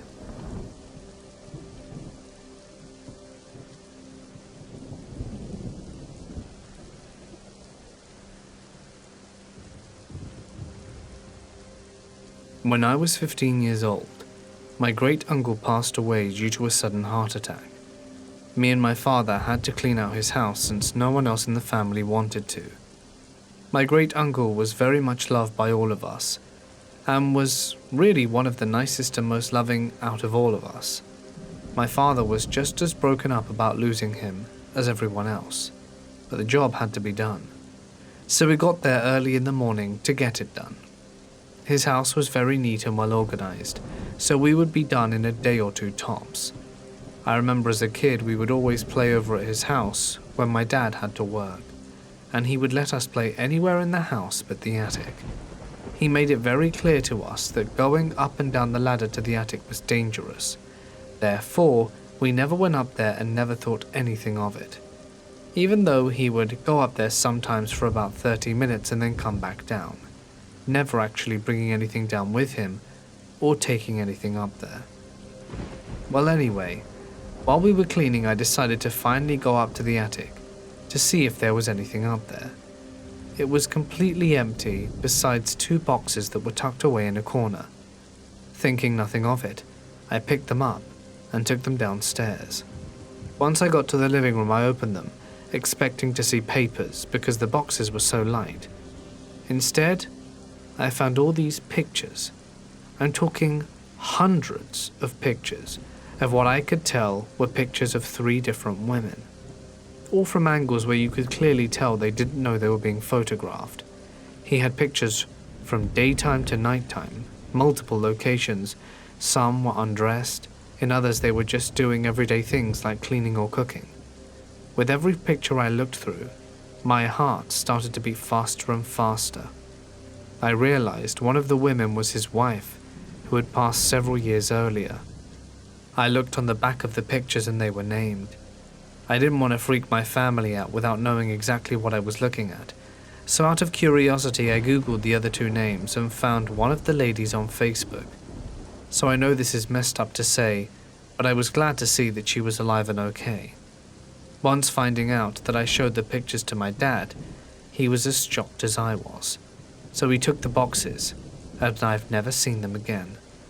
We've never spoken of it. Still, every once in a while I find myself wondering why he had those pictures, and if he took them himself, or had someone else take them. I loved my great-uncle very much, and I couldn't imagine him being anything less than a stand-up guy. I don't know what to think. I know this may not really be scary, but it certainly freaked me and my father out pretty bad. I was once on a flight over the North Atlantic, and we fell out of the sky for about 2 minutes after dinner was served. I don't know about you, but 2 minutes of free fall, falling out the sky, can ingrain a particular kind of fear that most of the world fortunately doesn't have. It's that feeling of almost certain death as you plummet to what you expect to be your end. I put a dent in over the panel that holds the reading light, and one of them fell out. Not to mention someone up front-ended with a drink cart in their lap, and the person in the row ahead of me got my steaming hot stew all over their head. I got off that flight soaked in Coca-Cola and with a bruised head, and a fear I'll never be able to shake. My siblings and I went on a ghost tour in Naperville, Illinois, from 8 to 10 p.m., November 1st, 2019. It was drizzling and around 35 degrees Fahrenheit. There was also leftover snow on the ground from the 3 inches we got the day before. This was my first tour where EMF detectors got provided for us. The detectors were the Ghost Meter brand. The detectors beeped and flashed, and I had my detector on at full volume the whole time.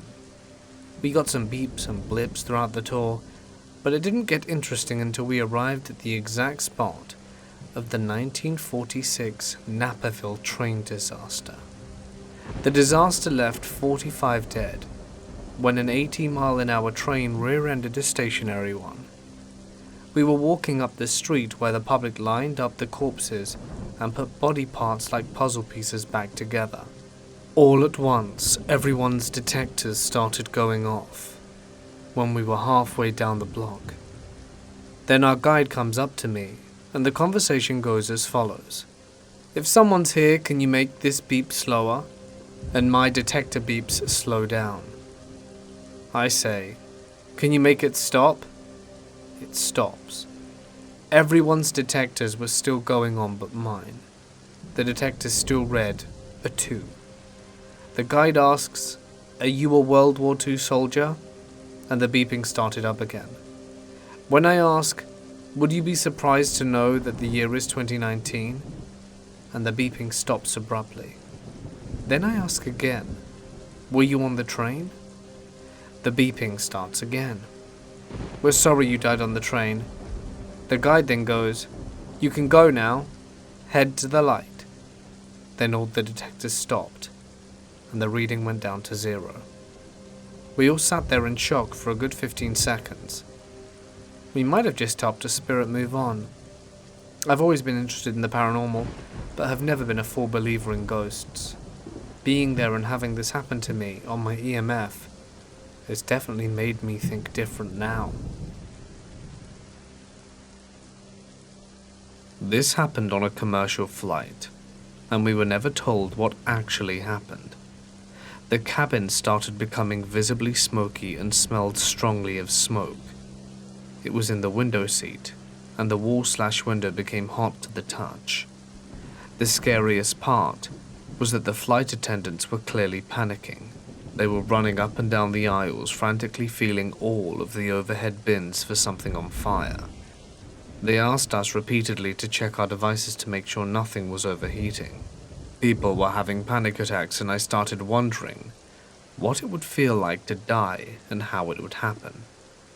The pilot announced that we were close enough to the airport that we were going to continue, about 15 to 20 minutes, and have to make an emergency landing. When we landed, the runway was lined with fire trucks, ambulances, and rescue vehicles. They didn't let us off the plane for quite some time. Ultimately, firefighters boarded and ushered us off. They never told us what happened. I had to fly back with the same airline 2 days later. While checking my bags, an employee said, "Oh my God, you were on that flight." He gave us a $15 in-flight credit and told us to call the airline for more compensation. Never did, but I still wonder, what the hell happened? This happened to me when I was around 7. I'm currently 19 and have almost forgotten about it. But after reading and listening to many of these stories, it flooded back to my mind. So let me take you back 12 years. At the time, I had a full-time nanny who lived with us. She was from a different country, so when she went back to her home country for visiting, we often got a temporary nanny. So that year, she left for her yearly visit, and a temporary nanny called Tina came to live with us. She was around her late 20s, decent looking, and the only thing about her that I remember was that she never really smiled much. So the week goes on. Nothing really suspicious happened.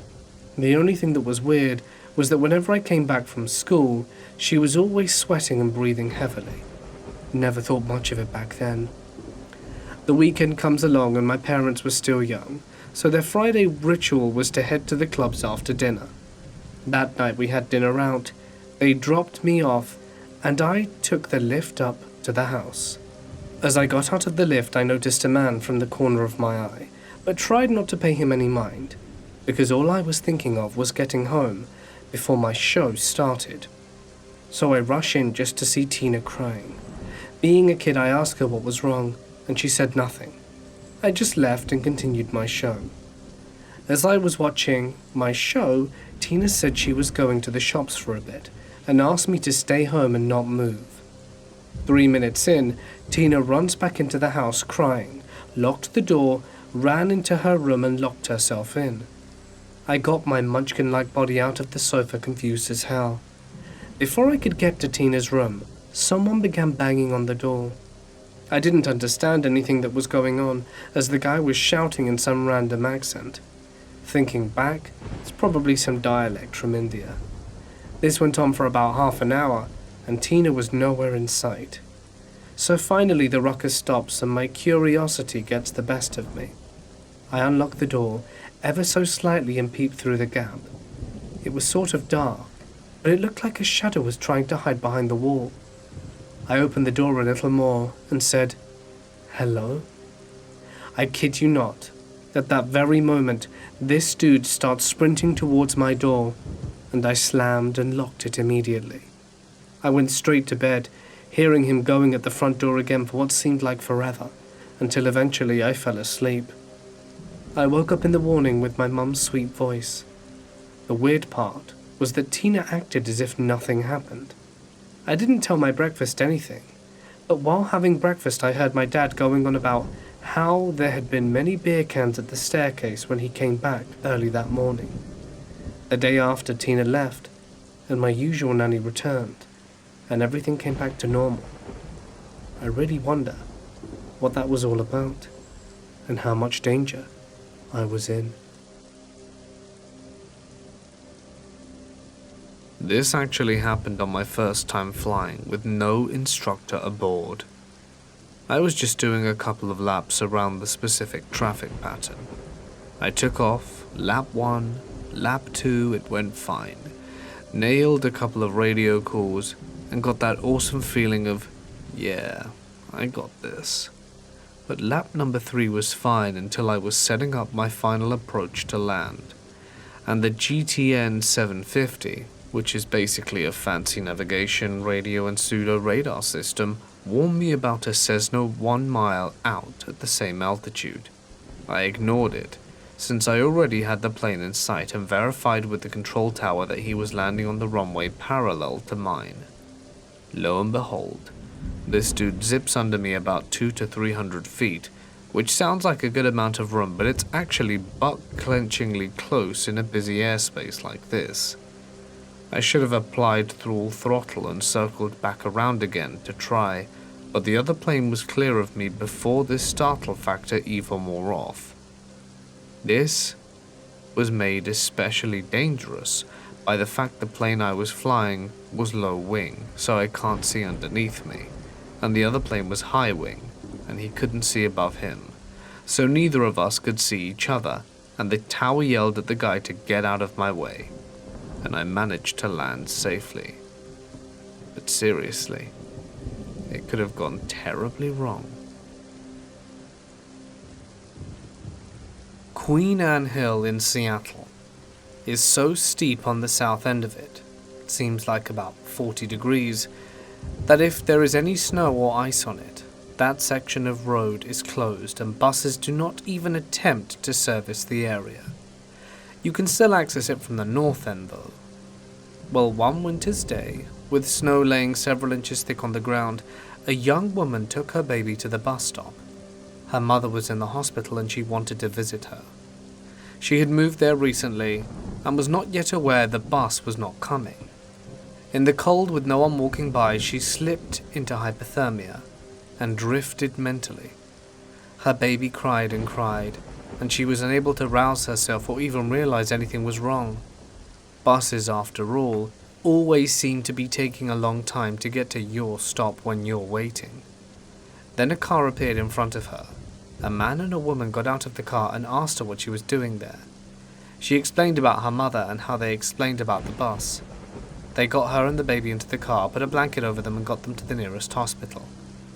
My brother and his wife had to visit someone on QA Hill for business.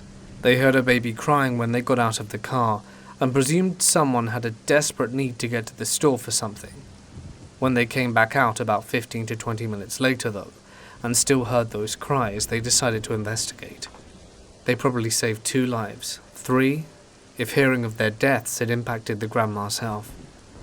I suppose sometimes you get to be the angel. My dad used to be a pilot. He once told me about how he almost crashed his Cessna because he hit some geese.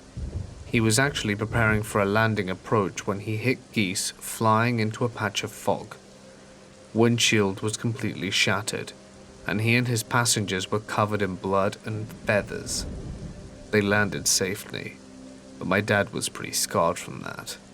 He didn't quit flying because of it, but bird strikes remain a constant fear of his. Geese are large birds, and they did significant damage to that little plane. When I was around 8 years old, we moved into a new house. It wasn't old, but it wasn't a fairly new build either, perhaps made in around the 60s. Everyone got their own room, and this was the first time I had my own. I thought I was a big shot. A little background. I'd like to call myself somewhat of a sensitive ever since I was a child. I could sense something or someone around me, especially when no one else could. Fast forward to when I was around 9, it was the first year we were in the house, and I could feel the presence of something in there, but never really thought anything of it, considering it wasn't too negative. There were 3 rooms that I didn't really like being in because the energy felt somewhat dark. The basement, the bathroom, and the attic. I didn't mind being in the basement when I had friends over, but when I was alone, I couldn't be in there for more than 5 minutes without getting the feel that I was being watched. In the bathroom was a cabinet that was very deep. You could literally fit 2 grown men in there, and I never understood why it was so large. But it didn't feel right, and I would often feel drawn to just look inside and stare for a few minutes, and I would get a very uneasy feeling. The attic, on the other hand, was a different story. I never opened it. I kept the door shut at all times. Something was up there, and it did not want company. One night I was laying in bed. It was around 2:45 a.m. when I heard footsteps in the hallway. I assumed it was just one of my brothers coming home from a night out with friends. My bedroom door was open, so I looked to see if anyone was walking around. I stared for what seemed like 10 minutes and no one went by. I got scared, so I decided to wait it out. As my eyes adjusted to the dark, I thought I could see a human-like shape in the corner of my bedroom. I thought it was just my eyes playing tricks on me, so I tried to turn over and go to sleep. But I felt like I was being watched. Now, in a 9-year-old's mind, it's the boogeyman. So I quickly hopped out of bed and tried to run into my mum's room. Her room was only 2 doors down from mine, and in order to walk out of my room, you had to pass a wall that was somewhat slanted. In order to do this, you had to walk sideways. As I did this, I felt two hands press down on my shoulders, and I froze in fear. I couldn't move, I couldn't scream. I was a prisoner in my own body. Then all of a sudden, the hair on the back of my neck stood up. In my ear, clear as day, I heard heavy breathing. It didn't sound human. My eyes widened.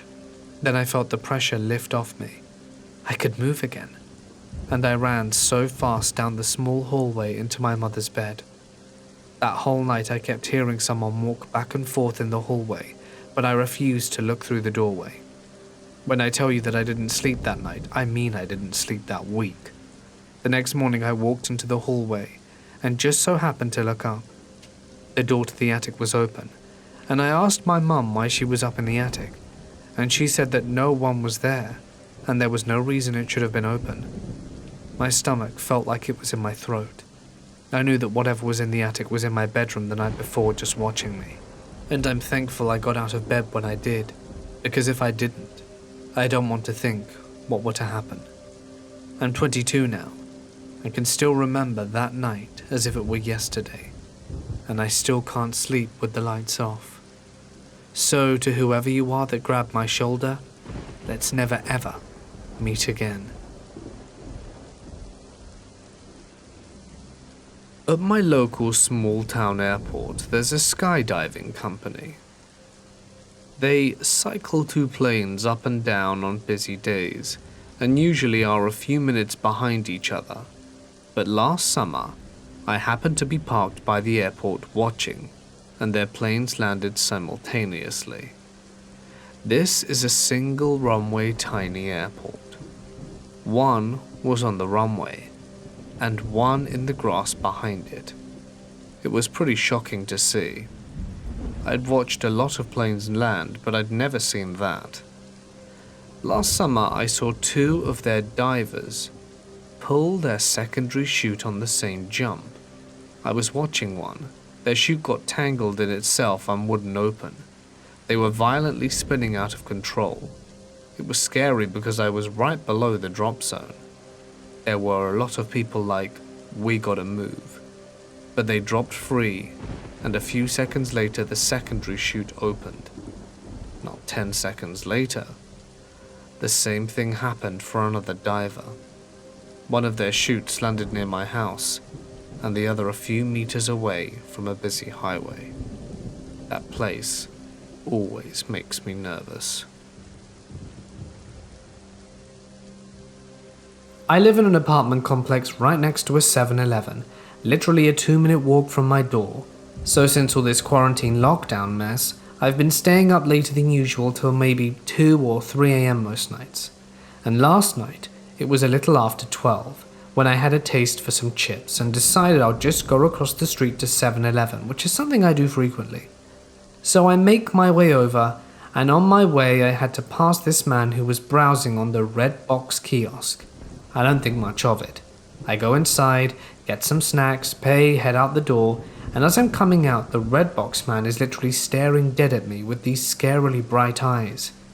Not wanting to freak myself out even more, I say to myself, maybe he's just zoned in thought. I wandered into La La Land myself sometimes, so by thinking that, I was trying to make myself more comfortable having to walk past this strange man. So I'm heading back to my apartment complex, which is on the side of the street, and has a creaky gate. I realize I was walking and never heard it slam behind me like I always did. I look back, and this man is right behind me, not close up but definitely following.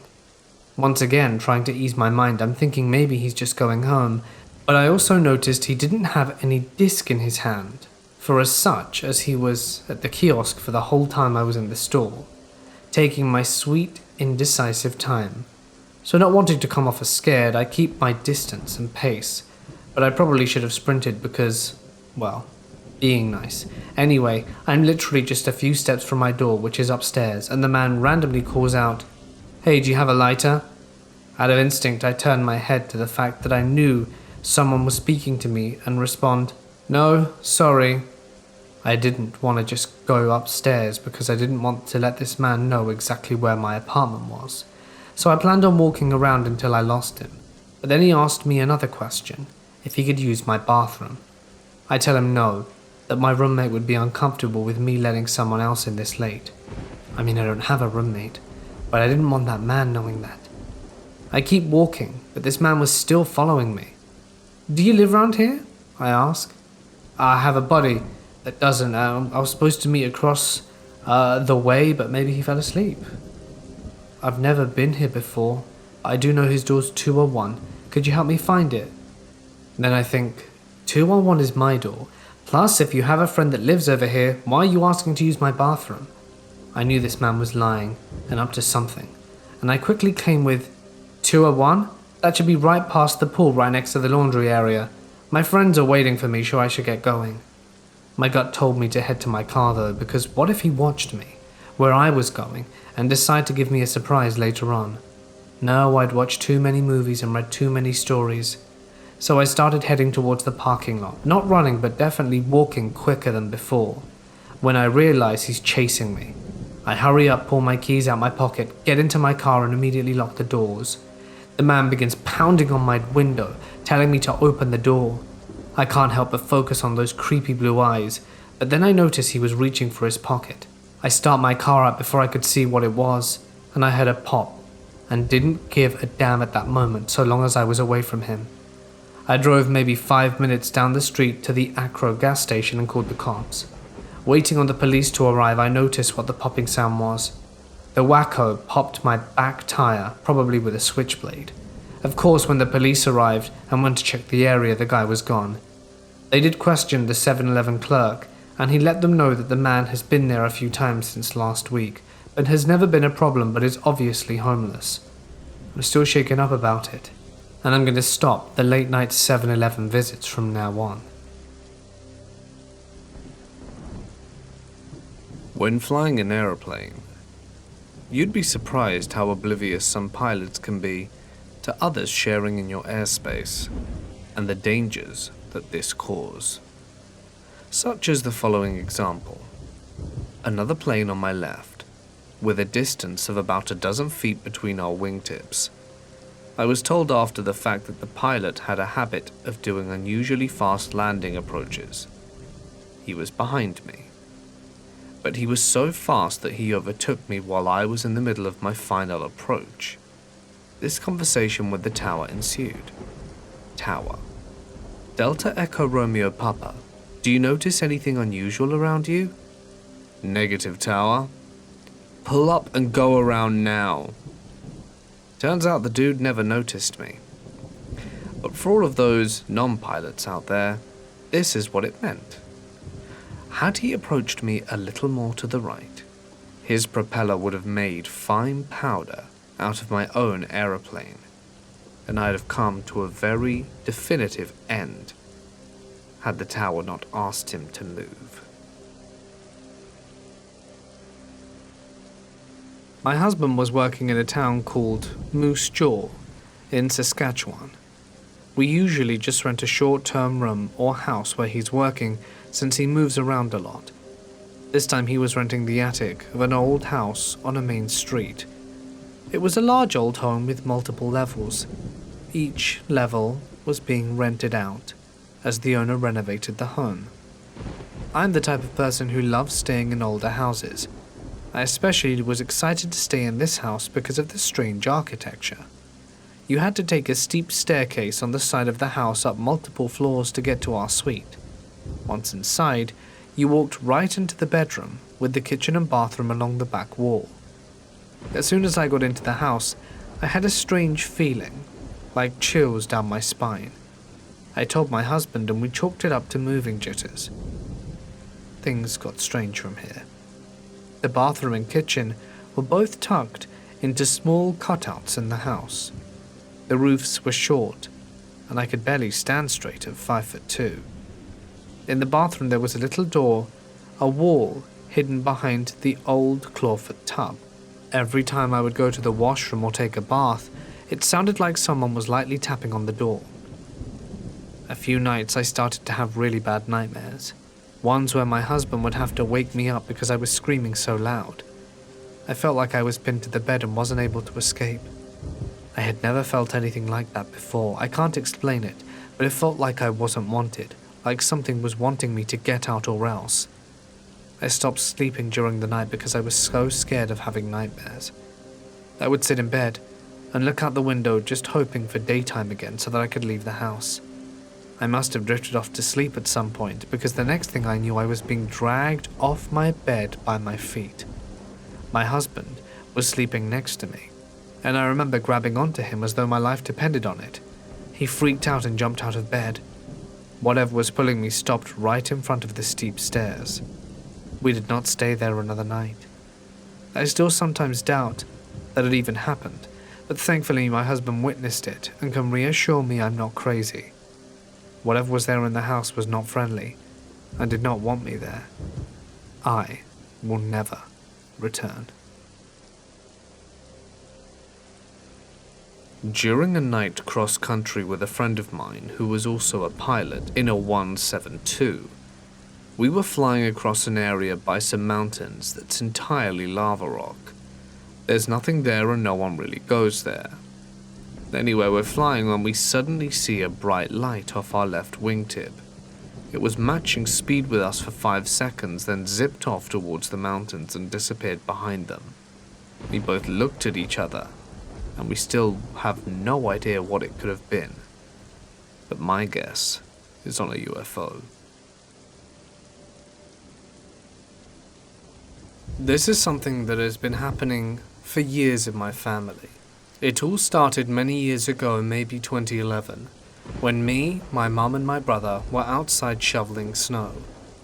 We're all focused on what we're doing because we wanted to finish quickly before Dad got home. So we're all in the driveway when suddenly a blue light anomaly appears. The light came from behind me. It did not cast my shadow, none at all for that matter. It was pitch black outside in February, and there were no nearby streetlights. The only light source came from the spotlights from our house, which stood no further than 20 meters, and the spotlights were not blue and could not shine very brightly. They also were in front of me and pointed to the ground. My first reaction was to look behind me and there was nothing. All I see is snow falling in the black sky. I look at my mum and she's already looking at me like, "Did you see that?" My brother at this point turns around and says, "I saw it too." We tried to figure out what created the blue light. We listened for cars and watched for headlights, but you couldn't hear any vehicle or helicopter. We speculated about police looking for someone with a chopper. Our neighbors weren't home. We live in the woods, and rarely are other people seen in this neighborhood that don't live here. What gives me the goosebumps is the light just appeared in an instant and was gone. We had just enough time to react and then it vanished. To this day, it's the only time in my life I can't come up with an explanation. I was 13 when the light appeared for the first time. I'm 21 now, and it's been with me growing up. Every now and then at the corner of my eye when it's dark, a blue light will appear somewhere, but it's not often. It just comes and goes. Basically flickers to life and goes away. And I know I'm not imagining it, because someone else saw it too. My mum and brother also experience it from time to time. I certainly believe in the paranormal to some extent because of it, and I'd love to hear your thoughts on what this phantom light that appeared in the snow could be. I was a flight attendant for a while, and we used to get into the cockpit sometimes mid-flight when one of the pilots needed a wee. Pretty standard procedure. So one time, sitting there and chatting with the first officer and it's pitch dark outside, I noticed a yellow flashing light on the horizon. It was the only thing I could see outside and didn't really think much about it and kept talking with the pilot. After a few seconds I looked again and it had moved considerably. I couldn't tell the distance, but I would say it was far away from our aircraft, so I started to think something weird was going on. Immediately I told the pilot and we couldn't figure out what it was, and we just stared when after maybe 5 seconds later, It just flew from one side of the sky to the other and then into space. That gave me the most ominous feeling I'd ever had. I looked at the pilot, he looked back at me, and we sat there in silence thinking, what the hell just happened? Immediately regretted not taking my phone out to record, but it had been a good story to tell on the following flights. I'm a nanny and was doing some late-night babysitting for the family I work for. All of the kids were in bed, asleep upstairs. I double-checked before turning on the TV, so I settled in for the last few hours before the parents were scheduled to be home, while the youngest child, who was around 3 or 4 years old at the time, runs out of his room at full speed with his polka dot blanket in tow, across the landing and into the toy room. I, of course, call up to them and instruct the little punk to get back to bed. Silence. I call out to them again. Nothing. I finally get up and go upstairs into the toy room where I find the little light on but no child. More annoyed than anything, and thinking the kids somehow snuck back into their room without me seeing them, I march across the landing to their room. Not only are they completely asleep, but they're still tucked in the way I left them, with their polka dot blanket draped over them. Okay, that's weird, I thought. I assumed my mind was playing tricks on me, and went back downstairs to finish out the night. The parents got home, and the mum and I are casually chatting about the kids, and out of nowhere she asks, "Have you seen the kid with the polka dot blanket run across the landing yet?" That's when she decided to start stopping all of the weird encounters we'd been having, and I have to say our shared mutual stories sent shivers down my spine. The one that actually scared me was when we discovered that the kids had complained of both of us hearing a heavy voice telling them to wake up while sleeping at night. I was piloting Capella Javelin, 60 kilometers northeast from Dawson City. While flying relatively low and admiring the view of the wilderness, we saw a person below who was just standing and watching me from below. They were neither clothed or wore pastel-colored ones, and this stunned me for a bit, and I decided to make a broad circle above him. He, she, they didn't wave or try to attract my attention in any way. They just stood there, looking, and it soon dawned on me I felt really uncomfortable. Then it hit the fan when I saw 10 to 12 additional people slowly emerging from the closest trees. All of them were either wearing nothing or just pastel colors. I turned around that instant and floored it. I don't know what was there, but I had to get out of there as quickly as possible.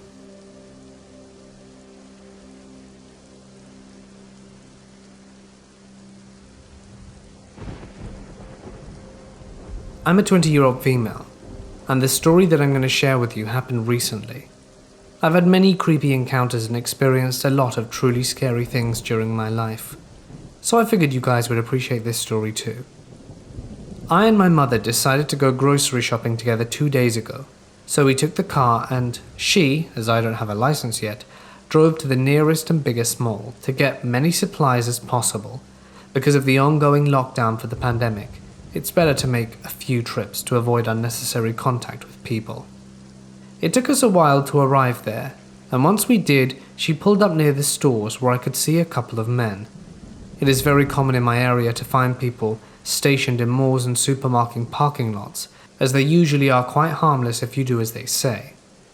They stay there waiting for cars to come, and when this happens they show the driver some parking spots to ask what is called a protection fee. Basically, you pay them, otherwise they will damage your vehicle. It is of course illegal, but the government here doesn't really seem to be bothered by these kind of activities. Anyway, we met those illegal workers many times before, so it wasn't anything too unusual or scary for us at first. My mother parked the car and then 2 of the men came near her window and asked for the fee, which wasn't much, luckily. While she was giving them the money, I looked at the side and was staring, and then froze. There were at least 10 other men. 2 of them were fighting. I didn't know over what. One threw a punch, and only when I looked closer did I see something shiny in his hand. It was a knife. I started freaking out internally because of the situation. It was way more dangerous than it seemed at the beginning. The worst scenarios were running through my head. 2 women, 10 men with a weapon. It then brought me back to reality when my mother told me to get out the car to reach the store. So immediately I jumped out my seat and got to her side, ready to protect her. But when I saw she was chatting and exchanging jokes with one of the 2 dudes from before, I realized that she hadn't seen the group of men that was approaching us. My mum has a very sunny and friendly personality, which let me tell you can be a very dangerous thing around strangers.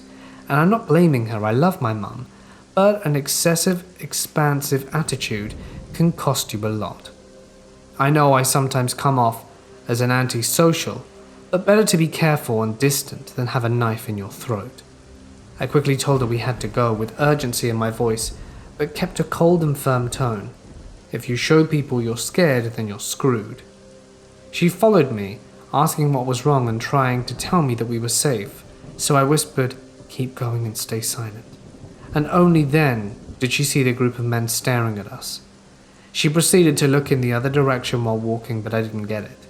I gave one of the men a full look of hatred that was screaming, "Don't try and harm us or I'll fight you." I know they were numerically superior, but I've been doing boxing for years and I wasn't going down without a fight. The man got the message and looked away. It was still broad daylight, so if I screamed, people would hear us and the cops, plus criminals prefer it, as I said before, to make easy targets. I hadn't brought any weapons with me that day, but I'll make sure never to make that mistake again. When we got out the mall, it was getting dark. I suggested a secondary way to get to the car. The men were all still in the parking lot. There was a little light and we also had a lot of things to carry. We made it to the vehicle safely because they didn't see us coming. But I swear I'm never going out without some form of protection again. I don't know what would have happened if I hadn't looked out the window or my mum hadn't listened to me. So just please, guys, always be wary of your surroundings. I'm a bush pilot. I loaded an aircraft with 200 kilograms of dead wild boar once and climbed to cruising altitude, and the thing starts squealing and unraveling from its straps. Its head was poking out of the bag, looked right at me and went crazy. I've never been so scared in all my life. No autopilot while flying in cloud, and I only had a screwdriver for self-defense. Air traffic control couldn't hear me beyond the squealing, so they weren't letting me into their airspace. So I just found some random strip and landed there. The villagers still think I owe them a pig. The pig's head was about a meter away from my microphone. I couldn't even hear myself speak. After a few more attempts trying to get clearance, they said I needed to adjust my radio. It was more convenient just to find a small airstrip at that point and let the villagers handle it. I also had an image of a big old piece of bacon running across the airport apron, charging passengers and boarding their plane. It wasn't ideal. I was babysitting my little brother. I was 16 and he was 4, and he would talk and fall asleep. He had quite a few imaginary friends that he would sometimes tell goodnight before he went to sleep. One night he was talking, and unlike normal I heard something in the background of the baby monitor, and went up to see if one of his toys had come on. When I get there, nothing was out of the ordinary, and he told me he was talking to the old lady. I didn't think anything of it because, like I said, he has an active imagination. Fast forward a few months and we're looking through some old family photo albums, and he points to a picture and says, "That's the old lady that tells me goodnight." It was my great-grandmother, who died when I was 5. I was once flying a plane, and the scariest thing that had ever happened to me was this occasion when I saw the smiling faces of 2 people in a Cessna as they near missed flew by me during training in our local practice area. They weren't talking to anyone, and it was surprising to see an airplane just appear then go past so quickly. But the scary part was seeing their eyes and teeth. They were that close to my plane. It was uncontrolled airspace, and I guess ultimately we were both responsible for separation, but it happened so very quickly, and even without a lookout, it's not really easy to spot a glint of metal in a vast open sky. A few years ago, my parents and I had moved out to the Maritimes. My parents were retiring, and I was done with high school. Our house is situated at the very center of, and I mean literally the center of a village. There are 20 people in this place at most. The house is 300 feet from the road and has forests surrounding it, except the front, which are fields that border the driveway. The year we moved in, I ended up moving away to Ottawa for school. The same year I went back home for Christmas between semesters. I'm your typical night owl, and my parents hate it. They were bugging me about sleeping in so much because they hadn't seen me in months, and I was sleeping away all our time together. That night I stayed up until sunrise, hoping to fix my sleep cycle. It was about 5:45 a.m. when the dog woke up and came into my room. She rested her head on my lap, and so I knew she wanted out. I went downstairs, made myself a tea, and then put a coat on. For whatever reason, that winter it didn't snow much, and this particular day it had snowed around 2 a.m. I remember because I went to the bathroom and got excited when I saw it falling. I put my coat on and headed out with my dog. Usually she bolts out the door, she's insane, and does laps around the house at full gallop. But this day she didn't. Instead she put her nose to the ground and trotted around the house. I thought it was weird, so I followed her. And that was when I noticed the footsteps. My parents' property has 3 buildings on it, a 2-door garage, a workshop, and the house itself.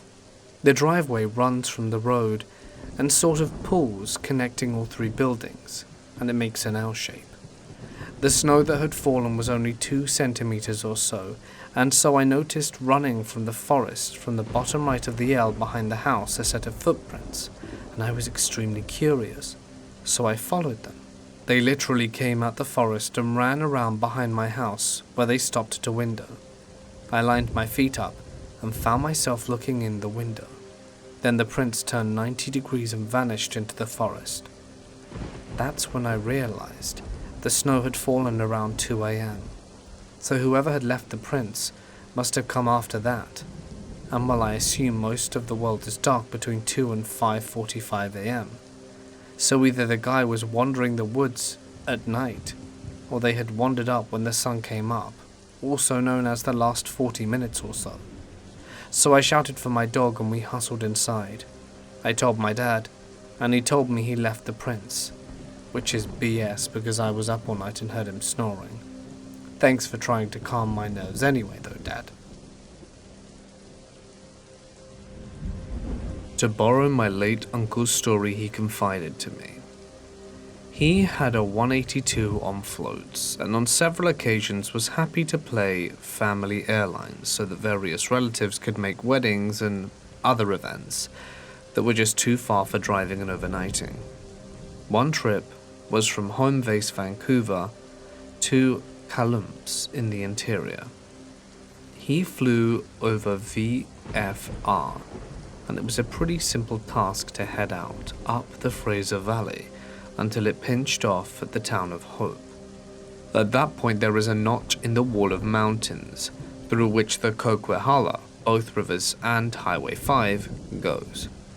From there, following Highway 5 northeast brings you straight to Kamloops, their destination for the day, probably a 200-mile flight. The morning flight up was fine. The 3 passengers went to their event, and come afternoon's end they head back in what was supposed to be clear skies. Supposed. Flying the reverse route, clouds began to form quickly on the forested sides of the valley, and soon rolled over the small plain. He was fairly confident of his heading, and stuck to it as the sky whited out. It was all he could do in a day without sat-nav equipment. If he was off by only a few degrees, they'd fly straight into a mountainside. His passengers seemed to take no notice, as they were recounting the day's events. Trying to climb above the cloud was just as dangerous, Small single-engine Cessnas are not pressurized, and even if it topped at, let's say, 6,000 feet, the last thing he wanted was to pop out on top of what might be a white surface as far as the eye could see. If he could drop down once past Hope, there was a good chance of flying under the soup back to Vancouver. It was, he said, the only time he was really scared in his airplane. The miles ticked away. They should be nearing Hope. He never saw it. Suddenly the clouds scattered, and before him spread the valley under a high ceiling. He threaded the needle, and had been right not to chance climbing it. They landed at the South Airport, and no one even commented about the can of paint they'd flown through. Didn't make me want to be a pilot. This is a story my dad shared with me when he worked as a trucker. It always haunts him, and he doesn't like to share it often, but here it is. This must have happened at least 50 years ago. He was a truck driver and was doing a big shipment up to somewhere in the north of the country. I can't remember where. He told me that just as he was finishing his trip, it started to snow. It was coming down light, and there was no need for grit or anything like that. When he was nearly reaching his destination, he noticed a homeless man on the side of the road. He was there wrapped in a blanket, cup in hand, asking for change. Obviously driving a vehicle, there was no way for my dad to stop, but he registered the man and carried on driving. He got to his destination, unloaded, and had a few hours left, so he thought he'd start making his way back and would stop at a rest stop in order to get some sleep before finishing the journey and going home. On his way back, the snow is starting to get deep, and the temperature plummeting. He's driving really slow and decides to pull up early and get a rest at a far closer rest stop, not doing anywhere near the distance he wanted to achieve, but there wasn't much he could do about it now. Right as he pulls in, he tucks up and goes to sleep. The next morning, the snow hasn't really stopped. It's pretty bad, and he wonders if the roads are clear. He looks over and sees that cars are circulating, albeit very slowly. So he starts making his way, going as slow as he can, and makes his way out of the rest stop. The way he has to take back goes through a small village, which is, coincidentally, the place where he saw the guy asking for change.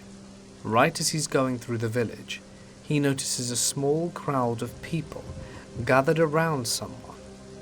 Obviously, being at an elevation, he sees right away that it's the homeless person he saw yesterday and wonders why they're all giving him stuff. Maybe they want to give him blankets. But when he takes a better look, he sees that the man had stayed out all night and appears to have frozen in the night. They were prodding him, and he was not responding in any way. My dad says that he remembers the look in the eyes of the man, glazed over and gone from this world. After stopping for a second to see the man like that, he carried on driving. He knew where the man had gone. No one around him could be help for him anymore, and he carried on with the journey.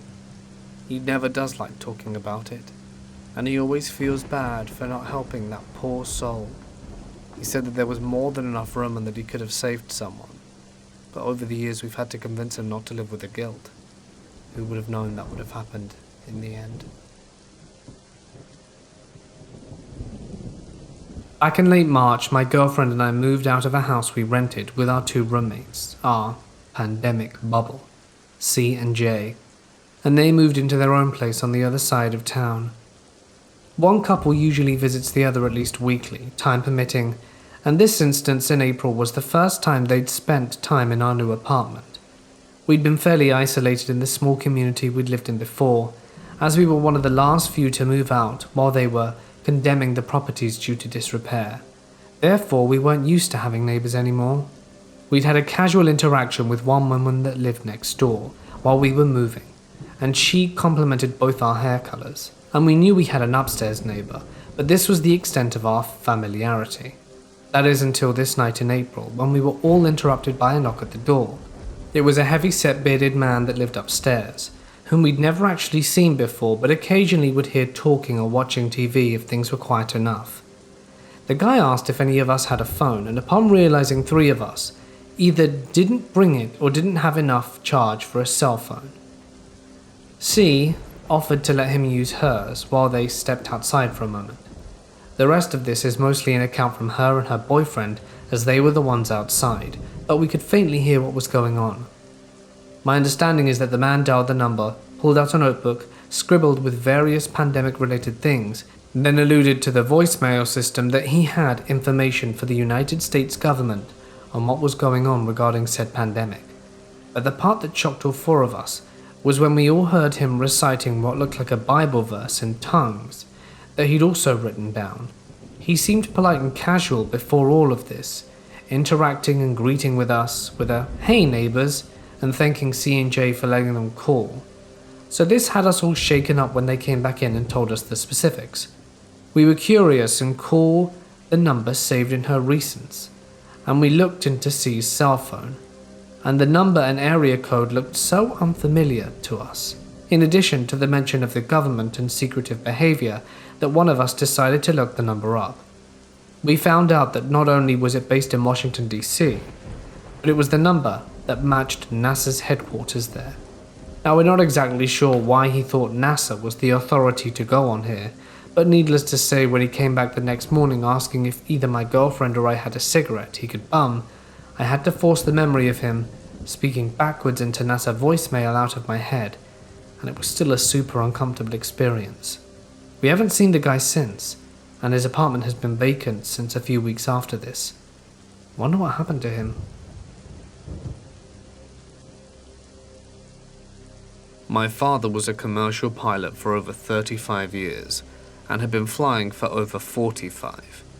He has all kinds of wild stories which range from searching for debris after the Challenger disaster to the mayhem he ensued as a pilot during the 9/11 attacks and even towing banners at the Jersey Shore. But the craziest story I've asked him to retell a million times took place over the coast of New South Wales in Australia in the late 1970s. His plane and crew were in a traffic pattern, and they were delayed landing because there was quite literally an unidentified flying object on the radar that the tower was tracking. For a while they just circled around in a pattern waiting for other planes to land before they could enter the landing pattern, and lo and behold, the crew eventually got a direction of where this thing was, and when they looked out the window they could see a cigar-shaped craft moving very slowly in about their same altitude. Upon seeing this, all of the crew and passengers who could see it audibly gasped, and my dad says that that was the most disturbing part. Eventually, it went off scope, and they just all cleared to land and nothing more came of it. But it was always my favorite story to hear from my dad when I was a kid. Growing up, there was an extra room upstairs in our house that we used as an office. It had a closet with one of those tiny attic access doors on the side. We'd sometimes all be downstairs watching TV, and we'd hear a creaking sound moving towards that room.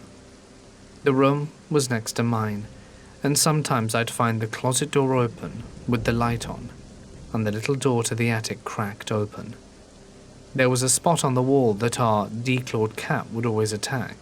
There was missing paint from the cat attack. All of that was creepy, but the night the dog, who never came upstairs without my dad, started barking in the hallway by my room towards the office was the worst. She barked and growled for a bit. Then she started backing off into my room, while looking up, as if she was staring at the face of a person approaching her.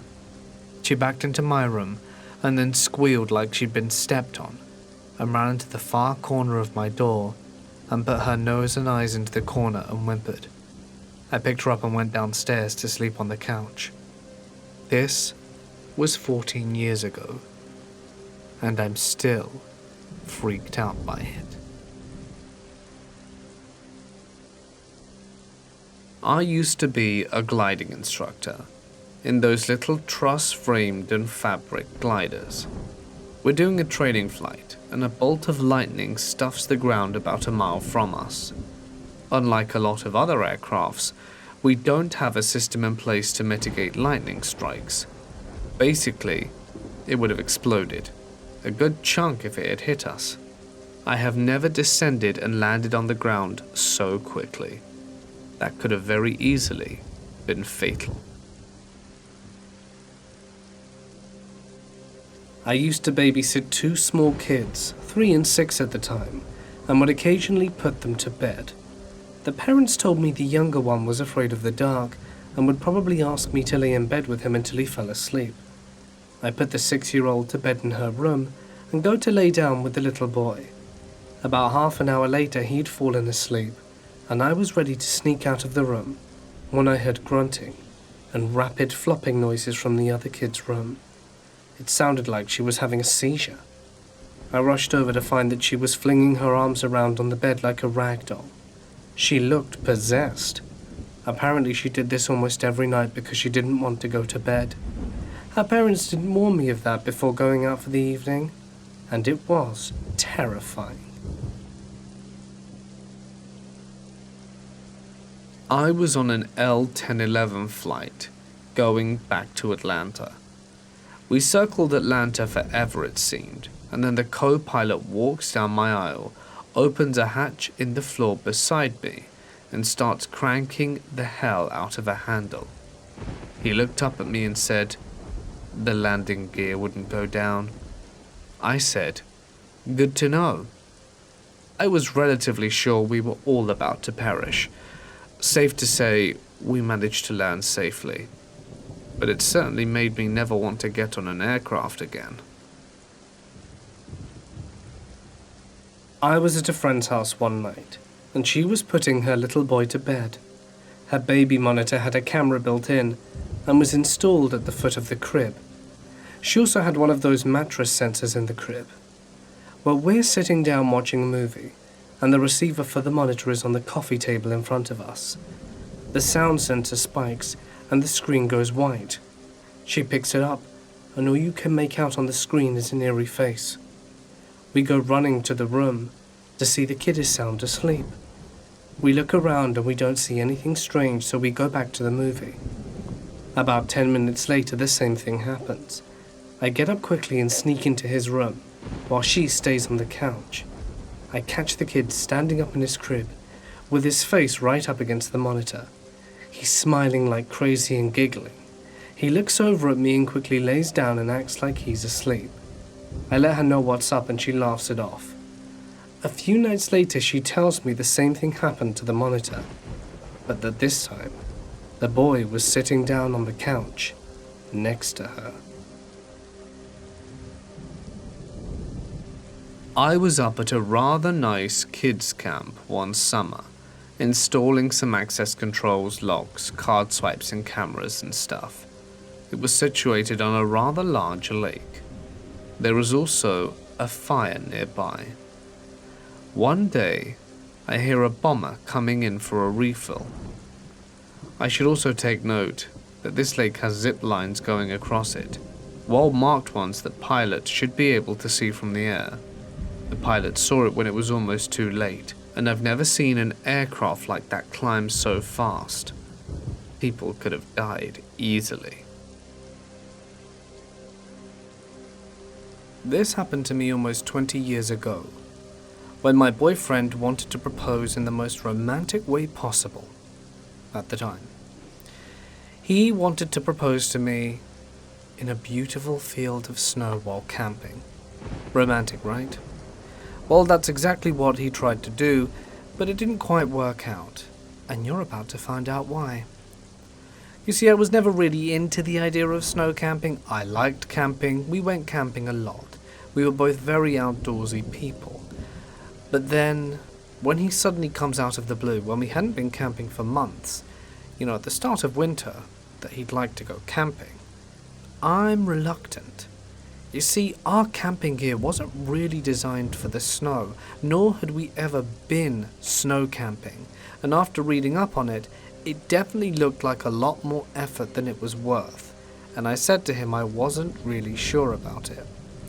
But he pulled at my heartstrings and insisted that it was going to be so nice and romantic and that we'll have the most amazing time. And in the end I said okay, we could go for a weekend. According to him, that would be all we needed. And we packed up all of our regular camping stuff into the back of the car. I asked him if we needed anything special for snow camping, and he said that he had bought a special sheet to put over the tent, as well as better insulated sleeping bags. Great. You know what? I trusted his judgment, and I thought it would be fun.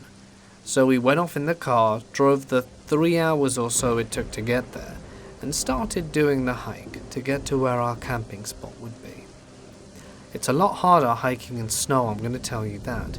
And although it wasn't snowing very hard, it definitely made everything feel a lot more challenging, at least to me. Everything felt heavier, I felt slower, and generally more uncomfortable. But when we finally made it to the small clearing where we were going to be camping, he found a spot and cleared away the snow. We explored the area and it was relatively uninteresting. It was a bit uphill, but it was a nice flat area. Now I need to point out that at this part that we were on, if you wanted to go down, it would be a decline in most directions, and there was one specific part that looked especially dangerous. I don't want to say sheer as in cliff, but if you were to fall down it, you weren't going to have a good time. We prepared the area and started to have some dinner and pleasant conversation. The sun was starting to go down, and I was already feeling quite exhausted from the day. So we set up the tent, put the sleeping bags in, and just start winding down. We're talking for a little while, and he tells me how he has a big surprise for me tomorrow. We'd already been together for a while at this point, and I'm gonna be honest, I was expecting my ring, and was really hoping this is what he'd meant. As a little funny story, he had actually got down at one point a few months before to tie up his shoe, and I jumped up in glee before he could do anything and said, "Oh my god, yes," and he said, "I was just tying up my shoe." And I felt like the biggest shoe in the world. But that isn't part of the story really. I was just expectant.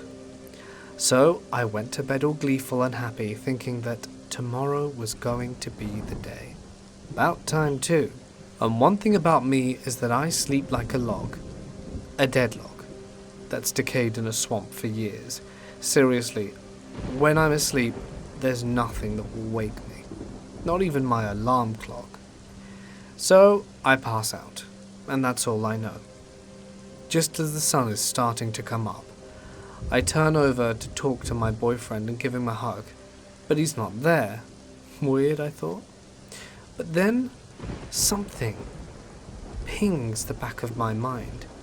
This isn't right. Something didn't feel right. I wasn't entirely sure what, but instantly something's telling me that this can't be right. So I groggily and begrudgingly get up because I really wanted to stay asleep. I rub my eyes, slip on my boots and look around. I start shouting my boyfriend's name, asking if he's alright, but I get no reply.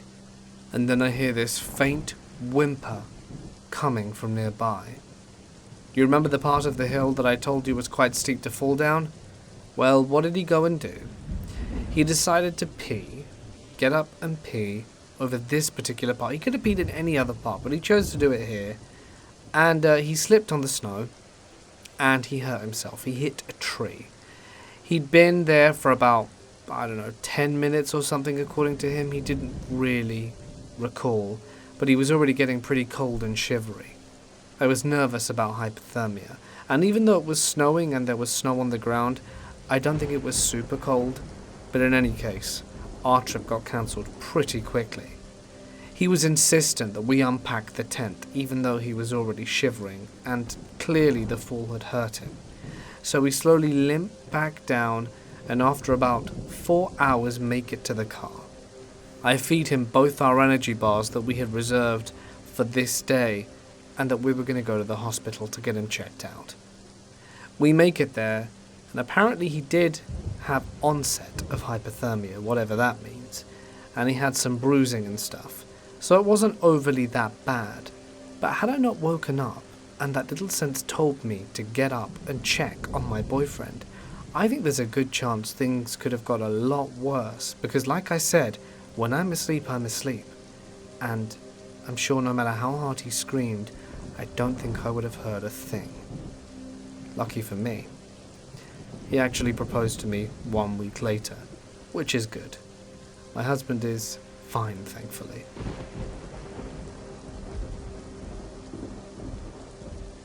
I used to fly gliders. One of the instructors was very keen in not having the students ride the controls during tuition. If you had to breathe on the joystick, he would let you know in no uncertain terms that he was the PF. Once I'd soloed, he was a bit friendlier than before, and related a horror story of an ab initio student he'd flown with about 10 years earlier. The chappie in question was allegedly a former hang glider pilot and skydiver who was looking to expand his horizons. He was very confident and outgoing. His day job was a managing director, and was obviously very keen to get into the air. Fair enough. Having strapped him into the front seat, our instructor got in the back. The winch cable was attached, and off they went. The student locked on the controls. He had both feet hard on the rudder pedals and was holding the stick centrally, with an absolute grip of iron. He was in total panic, and by this stage the glider was passing through 200 feet and starting to drift to one side. The instructor had to shout at the student several times to let go of everything.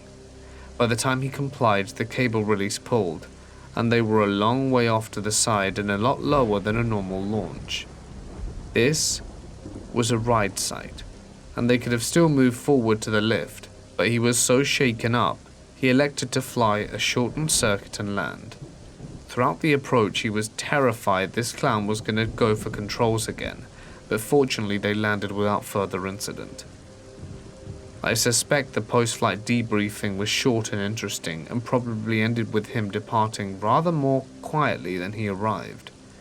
A few years later, our instructor heard he had bought a Cessna based at a field 20 miles away. Perhaps he learned his lesson, or perhaps he was destined to become a statistic.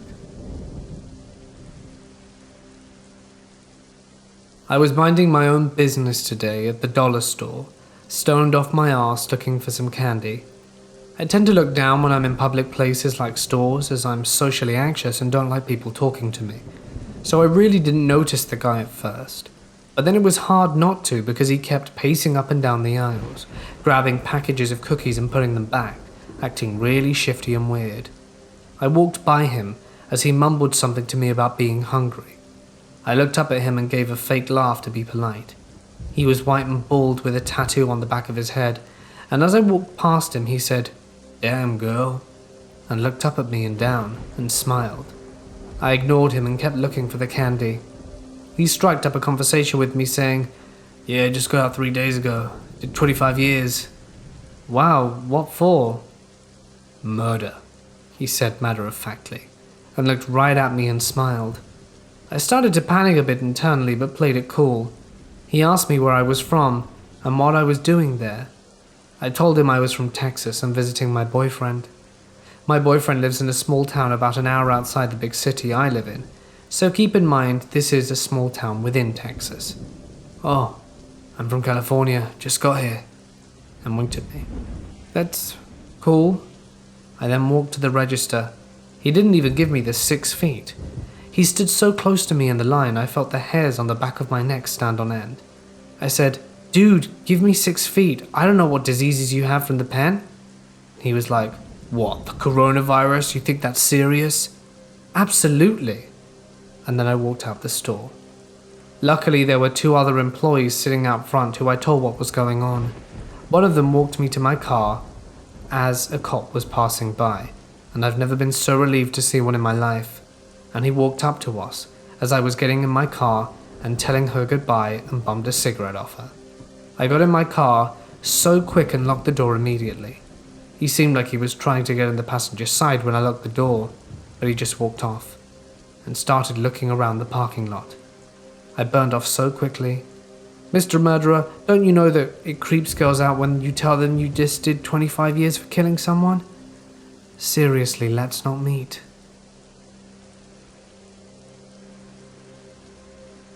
I am an AF Combat Systems officer. We were on a military training route. Pretty much what it sounds like. Airspace that's supposed to be cleared out so military jets can practice maneuvers without worrying too much about civilian aircrafts. We're about 300 feet, AGL cruising along at 420 knots, when our TCAS collision alert system, using onboard radar, starts blaring at us. We all look around and don't see anything around us, when suddenly some jackass in a little propeller plane, who wasn't squawking, pulls in a climb about 50 feet off our nose. Pilot brakes hard to the right and we narrowly avoided a mid-air collision. This could have been disastrous.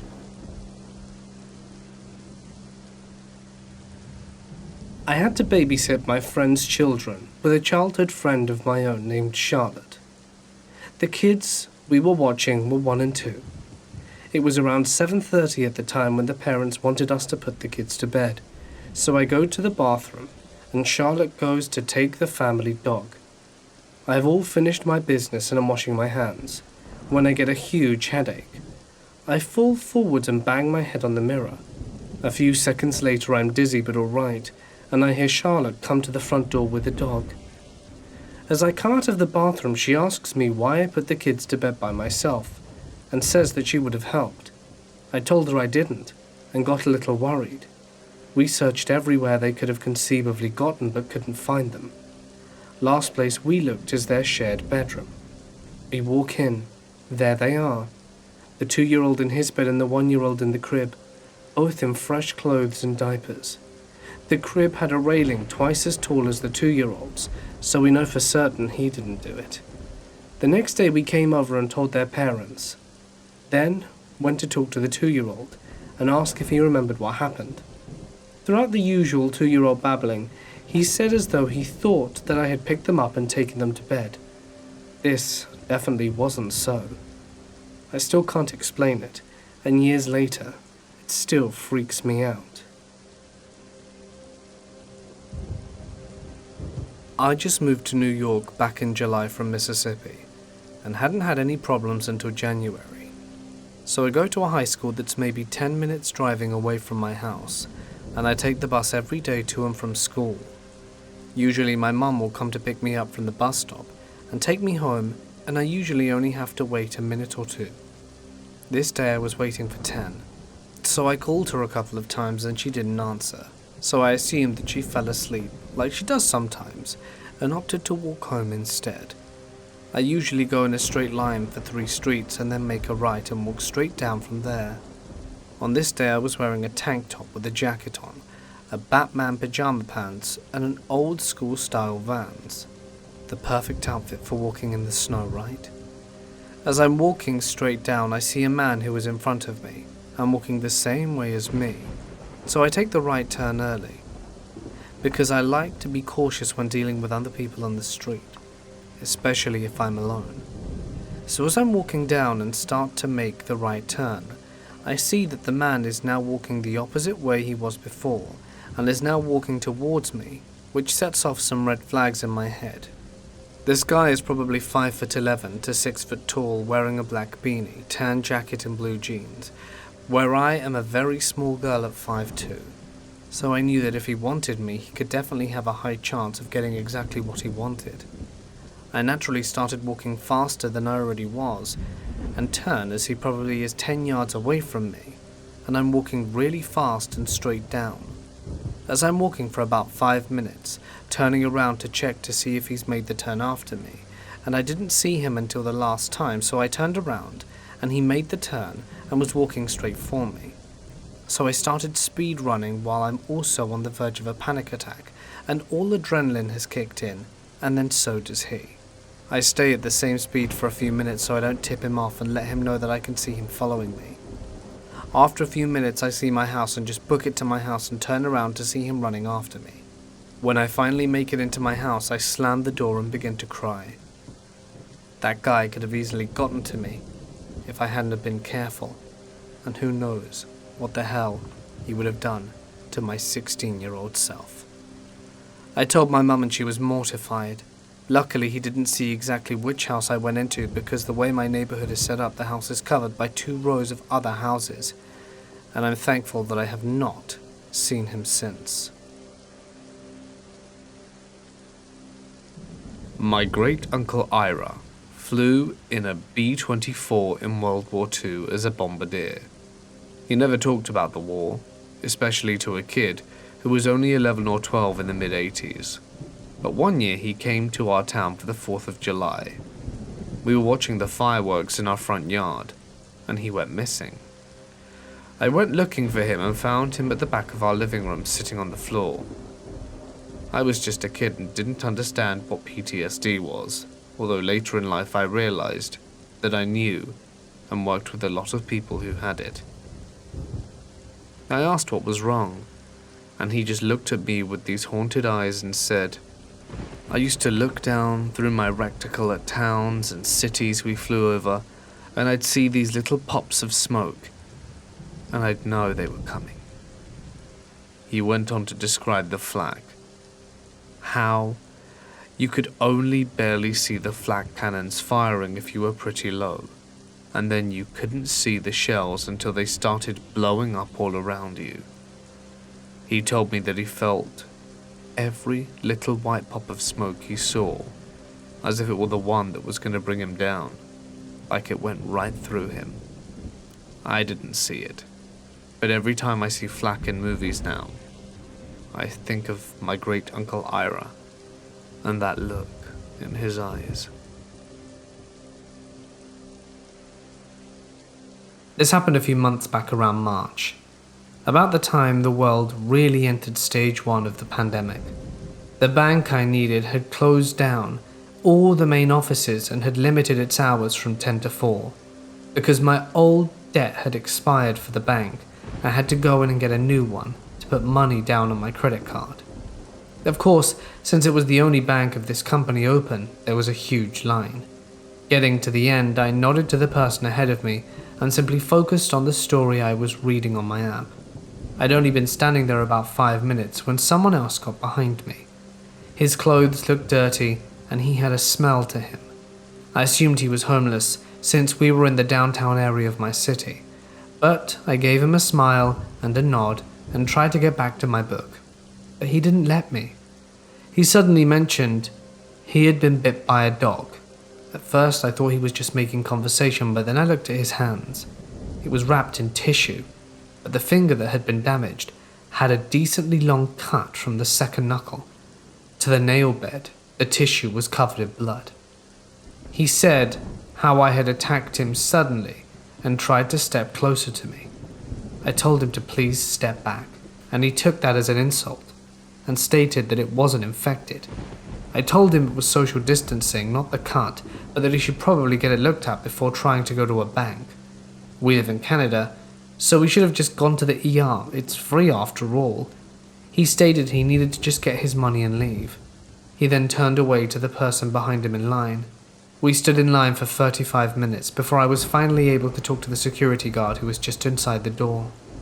I explained to them a guy behind me had an open wound from a dog, but I had tried to tell him that he shouldn't come in here. The security guard grabbed the manager, and they went out and explained that he was unable to enter until he had cleaned it up, as it was a biohazard. The manager even let him know once it was cleaned, he would be rushed to the front of the line, and he saw me inside and gave me the dirtiest look before storming off.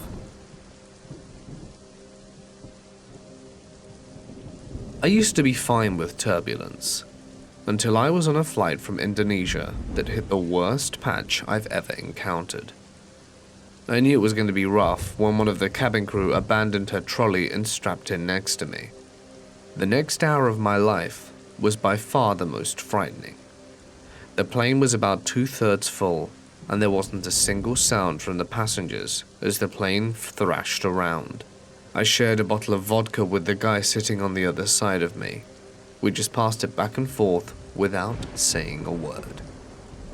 The flight ended up diverting as one of the engines, no joke, crapped out while the plane was jolting around.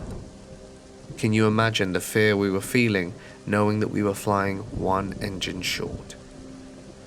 That was nearly 30 years ago, and every time I think back on it I get chills. I still grip my seat armrest at even the slightest bump in the air these days. My grandparents would hear things in the attic, like conversations, music boxes that would play. Most notably, they would hear a baby crying. My grandmother sewed things for everyone in the family in the attic. She worked in a sewing factory. If you ripped your jeans, the attic is where you got them fixed. My grandmother would go up there often, and there would be boxes in the middle of the floor opened, absolutely not how she left them.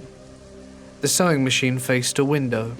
On the windowsill were a bunch of small Mother Mary figurines. They got the house blessed regularly by a priest, and every time he came he left a Mother Mary figure. To my knowledge, there was never anything sinister that happened, but I'm not sure I was shared everything by them. Why else would a priest come so often? I can at least say that I myself have never experienced anything in the attic, or the house, and never felt anything sinister there. I think the priest stopped coming before I was born. I also remember the story of my cousin who had a mattress. She thought it was haunted. She said she would feel like she was awake all night trying to get out of bed but couldn't. That happened every time she slept in it. She'd then wake up exhausted after complaining enough her dad thought she was nuts, so took a turn sleeping in her bed. He felt the same thing, and the mattress was thrown out. While I was clarifying with my cousin about her experiences with the mattress, I learned that the mattress itself came from my grandmother's attic. I was flying out of Atlanta because my trip began at 4 a.m. Atlanta wasn't my first flight of the day, and I'd pulled an all-nighter and had been up for well over 24 hours by this point. I was looking forward to getting a few hours sleep on the plane, but the gods decided to spit on my plans. Approaching the jetway, my boarding pass scans, beeps once instead of twice, and a slip of paper comes out of the scanner. I have a new seat assignment. Cool. I get in my seat. There's barely any space left in the overhead, and I can't fit my carry-on up there. The attendant says that the bag will have to be left behind in Atlanta and shipped to me later on. Then a gentleman in the seat back speaks up and points out the space in another overhead. So everything's fine. I sit down, and in a few minutes or so, the plane begins to back away from the jetway. And at this precise moment, the guy across the aisle from me vomits explosively. 3 times. It hits him, the 2 people on either side of him, and the row in front of him for good measure. Everyone around freaks and starts spamming the call attendant buttons. They shout back that since the airplane has begun to taxi, nothing can be done until we've reached cruising altitude. The spamming continues, and finally one of the attendants decides to see what everyone is flipping out about. She walks back, gets one look and utters, "Oh my god." Across the aisle from this, myself at a window seat and the guy next to me just had our noses buried in the collars of our coats, trying not to throw up as well, as at this point the smell has wafted through the cabin and we can hear a chorus of other people beginning to retch and heave in response. There's nothing for it. The unfortunate puke brigade can't get out of their seats until we reach cruising, so the flight attendants, backed up by a second, try to do what they can until that point. Finally, once we reach cruising, all of them flee to the bathrooms and cleanup begins. Except at first, they can't find an air spray, so the first flight attendant begins spraying vanilla-scented perfume everywhere in an attempt to mask the smell of vomit, which did not improve matters. The next one found a can of Febreze and she sprayed half the can in the affected area. People rapidly started complaining of headaches, and seatmate and myself are now completely unable to breathe. The first attendant has started biohazard cleanup at this point, sprinkling puke dust everywhere to contain the mess, since it can't be cleaned up fully mid-air. During this, the flight attendant catches on that the Febreze is killing everyone, so they go and get a bag of ground coffee beans, which finally remedies the situation. Until someone starts complaining about the smell of coffee. They bring the Febreze back, and me and my seatmate slowly start to die. We never saw the people who got puked on again, but we saw the puker once more when he came back to get something from his bag. Apparently he didn't have a change of clothes, so the attendants tied paper napkins all over his chest, to the amusement of no one. Beverage services saw the purchase of a metric ton of alcohol, and the first attendant was later joking about burning her uniform. The great pukening was all anyone could talk about for the whole flight and deplaning.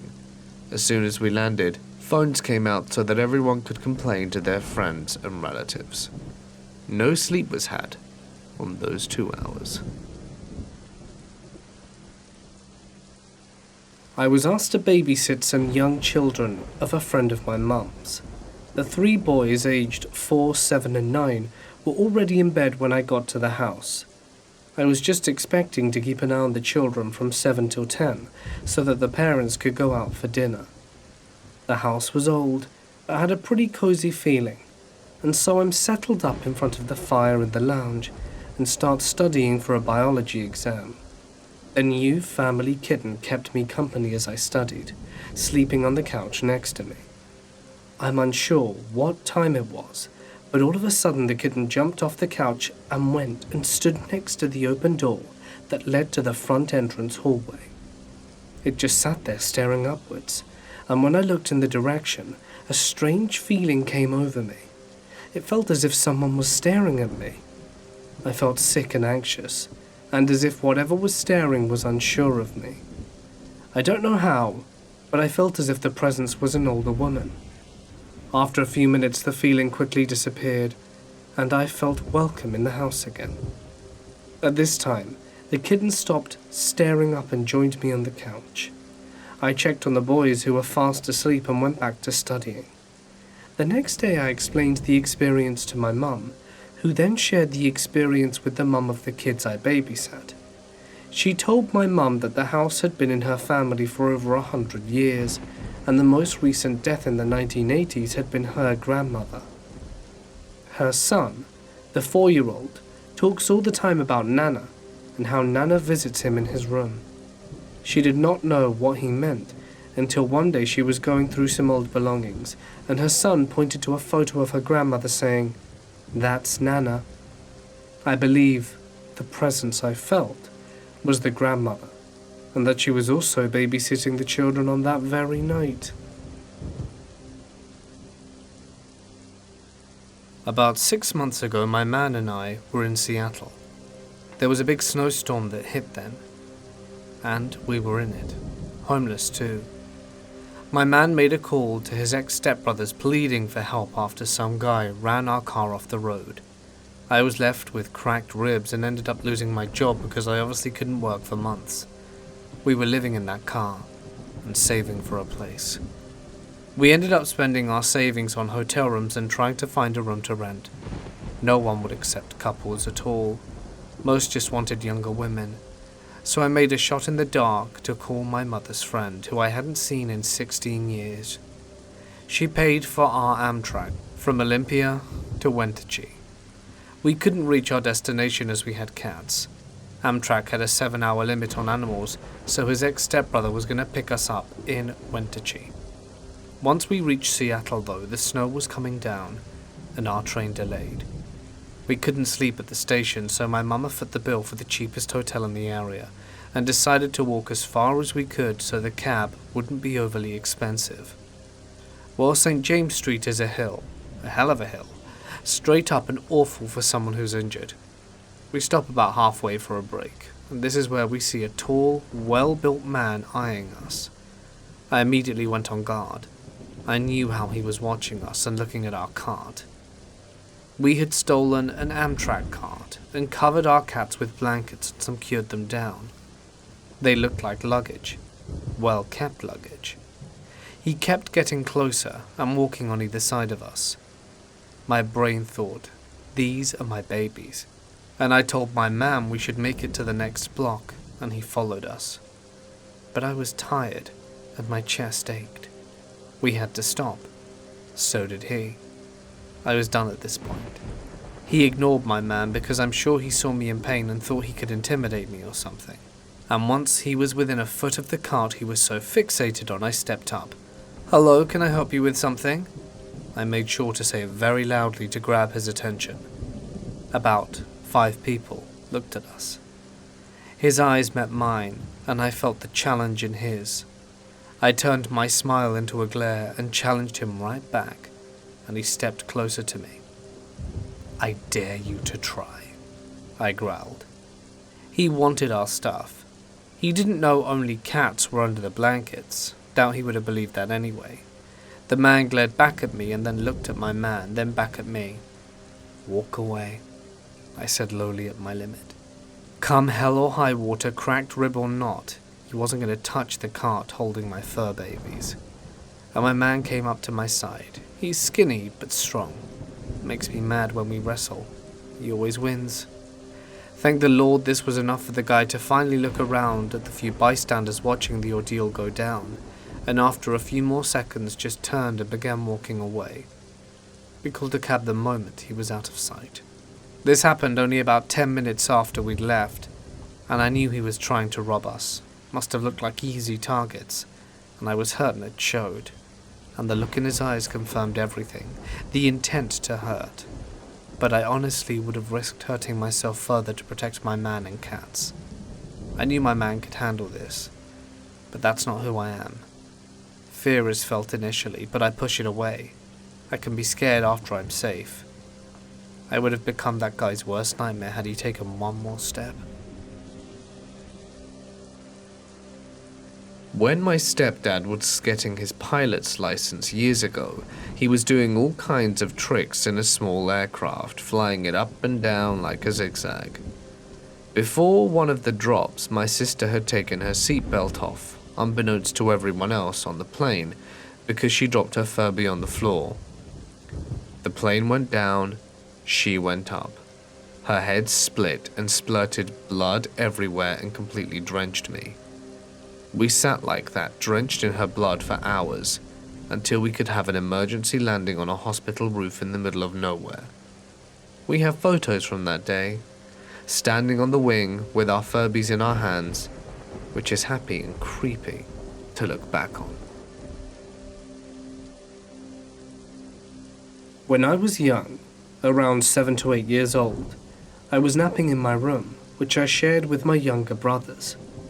Our bedroom consists of only 3 mattresses, put on top of 2-inch wooden paneling. My mum was afraid that if we fell in our sleep, we'd break a bone or two, and a child-sized wardrobe. There was also a floor-to-ceiling window that is strictly for decoration and cannot be opened. When I woke up from my nap, my babysitter, she is live-in, was folding our clothes. I spoke to her for a while and then went to get water. I don't remember what, but I needed to talk to her after, so I went in again, but she wasn't there. I remember thinking that it was weird. No sound of closing and opening of the door was heard in the 5 minutes that I left the bedroom to go get water. I proceeded to ask every person in the house if they see her. None of them did.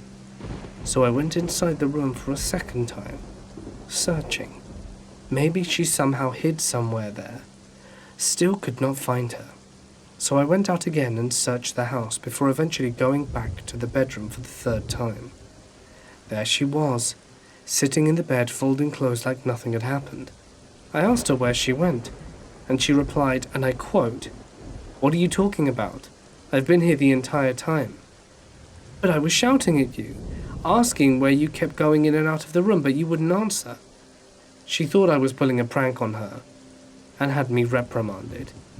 There are still a few other instances that happened around her, which to this day I cannot logically explain. I was walking towards the station to get my train home. I missed the last one, so I had to wait a full hour.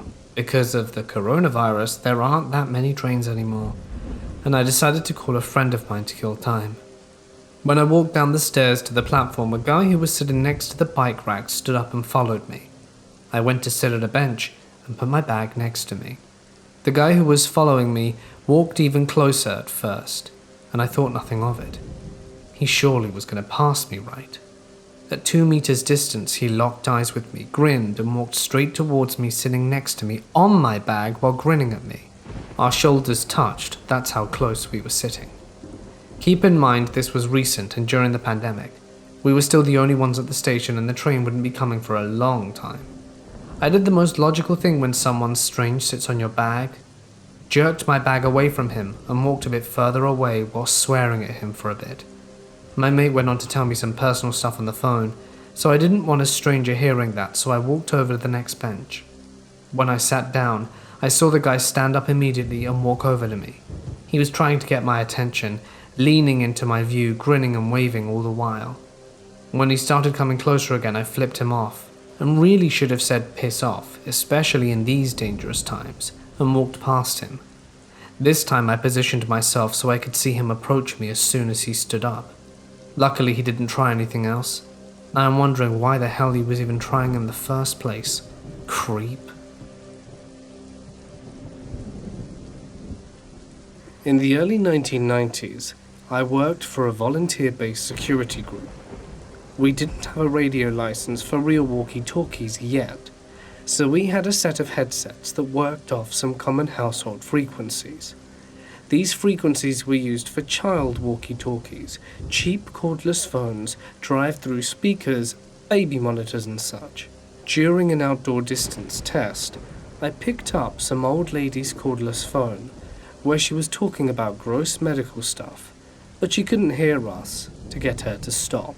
And while testing a battery replacement, I picked up a two-way baby monitor in a nearby apartment. There was a baby fussing, and the sound of the woman doing some dishes. "I'll be right there, hon," the woman said. On a whim, I pushed talk on my headset and said with a loud demonic voice, "Feed me." Then I hear the shattering of dishes. This was hilarious when I was 21, but now that I'm older, I feel a little bit bad. Sorry, stranger lady. This happened when I was around 6 or 7. We were going out with the family, my mother, father, older sister. There was snow outside on that day.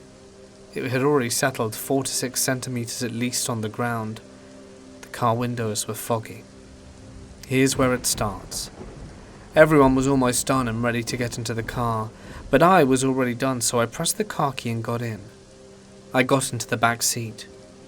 When I looked at the window, I saw a handprint at the window in the inside of the car. First I thought, okay, nothing special. I was 6 or 7, so what should I think about it? But then I looked more at it and noticed it had an extra joint. I counted them. The reason was because their fingers were extremely long. Then I saw my family coming, and for some reason thought it best to wipe the handprint off. They never saw it, and I never spoke of it. I'm coming up to 19 and it happened 10 years ago, but the more I think about it, the weirder it gets. One, it was a fresh handprint on a foggy window, on the inside of a car, and no one had got in yet. I was the first person, and I checked the car and couldn't find anything or anyone. Who the hell could have done it? I need to give you a bit of backstory before I tell the story. I was raised an only child, and my parents were both extremely busy with their careers. One of the ways that we got to have fun together during the summer holidays was hiding things. Now, this isn't your conventional hiding stuff kind of game. Imagine National Treasure and the Da Vinci Code mixed in. We'd create little games, puzzles, clues, most of the time while I was asleep.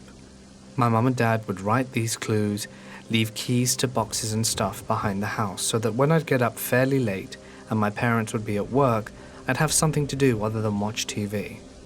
Sometimes they'd take the TV remote or the Nintendo Wii controllers, sometimes even the internet cables, just to spice things up a bit. So if I wanted to do something, I had to play the game. For most people, this might sound like an inconvenience or an annoyance, but to me it was actually quite fun and got me into puzzles and stuff. But now that I've explained the backstory, you'll understand why I was doing this in the first place. It was a generic day in summer, a summer that seemed to drag. I lived in the countryside, very isolated, in a house with no neighbors for a very good distance, although I don't know specifically how far. I'm going to say at least a mile. I really wanted to hang out with my friends, but needed to wait until my parents got home so that it could take me, as the bus was a little bit too far to walk and I really didn't want to do the walk. Anyway, I'm just at home watching TV, when I suddenly want to make a sandwich. And, as I make my way to the kitchen, I realize that all the knives are gone. This is really annoying. I was feeling lazy and telling myself I could just use the long part of a spoon, but decide that perhaps I should find the game in case I need a knife later on. I pull out the drawer further, pull up the cutlery holder, and find a small piece of paper, where it gives an anagram to where I should look next. I go and take the paper over to the kitchen table, grab a pen, and start trying to figuring out the letter combination that will tell me where I can find the knife. Usually in the house, we leave about 3 or 4 clues before we find the treasure. So as I was trying to solve this anagram, I hear something above my head. I look up. There's a definite creaking coming from upstairs, but it sounds muffled, almost like it's further up. I stab a guess. Could it be the attic? Why is the attic creaking? Although we live in the countryside, we've rarely heard any strange noises coming from up there, and this was definitely a first for me.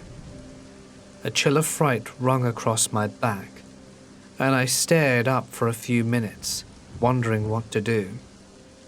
After a little while, I decided it must have been my imagination, and there's no way there is anything up in the attic. Like I said, middle of nowhere, countryside.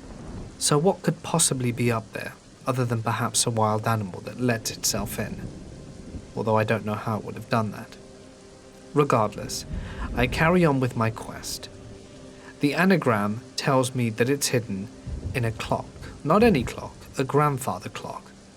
And when I get there and have a little look around, I find the next piece of paper precariously hidden behind the metronome. I pull it out and look again. This next clue is hatch. It had a little egg on it, and I knew it was referring to the hatch to the attic. This is where the creep factor got me. Had my parents hidden themselves in the attic or something? Things were starting to get a bit weird. I glanced up at the clock. It was only 10:15. Is it feasible that they waited for me to get up, hid in the attic, and were going to surprise me with something? Maybe. I was starting to grow more and more convinced of this notion, so I giddily made my way upstairs, pulled down the string, and was expecting to get a piece of paper or something, but there was nothing.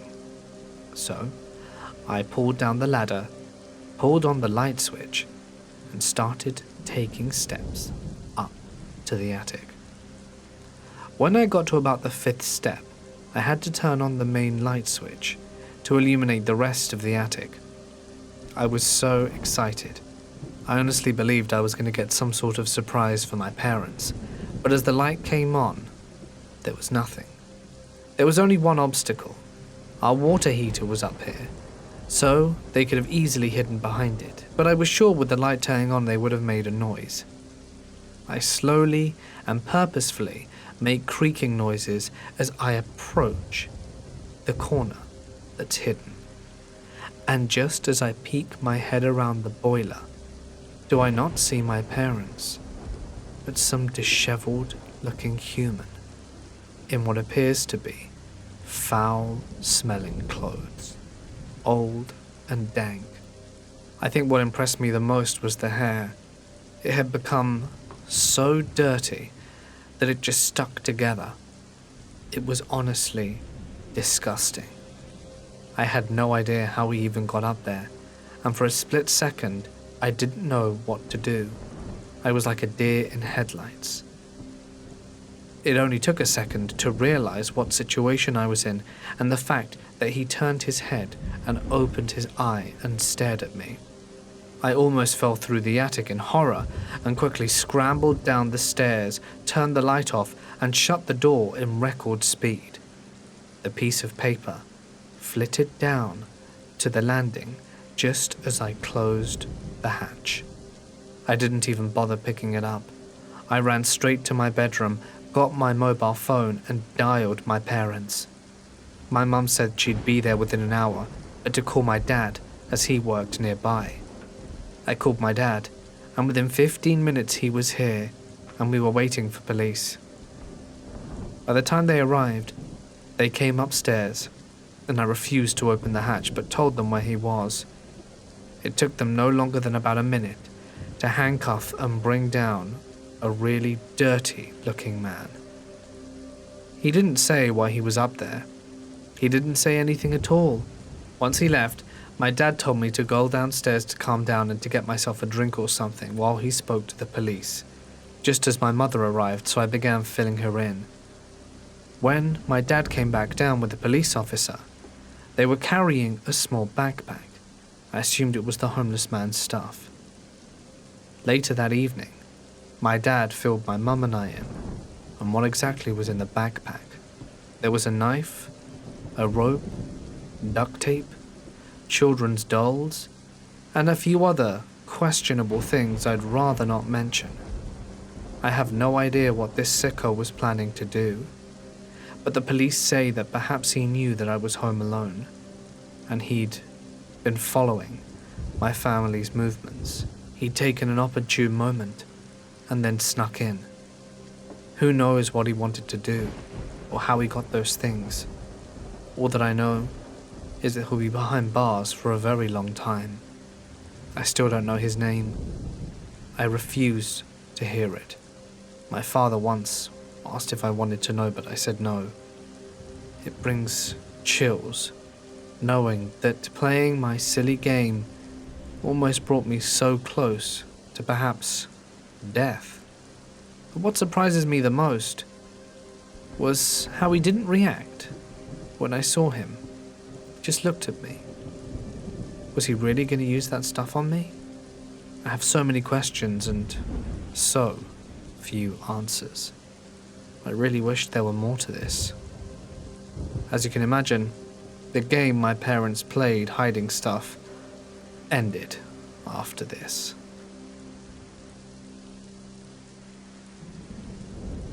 I work at a business that designs and manufactures coffins, so not directly around death, but pretty damn close.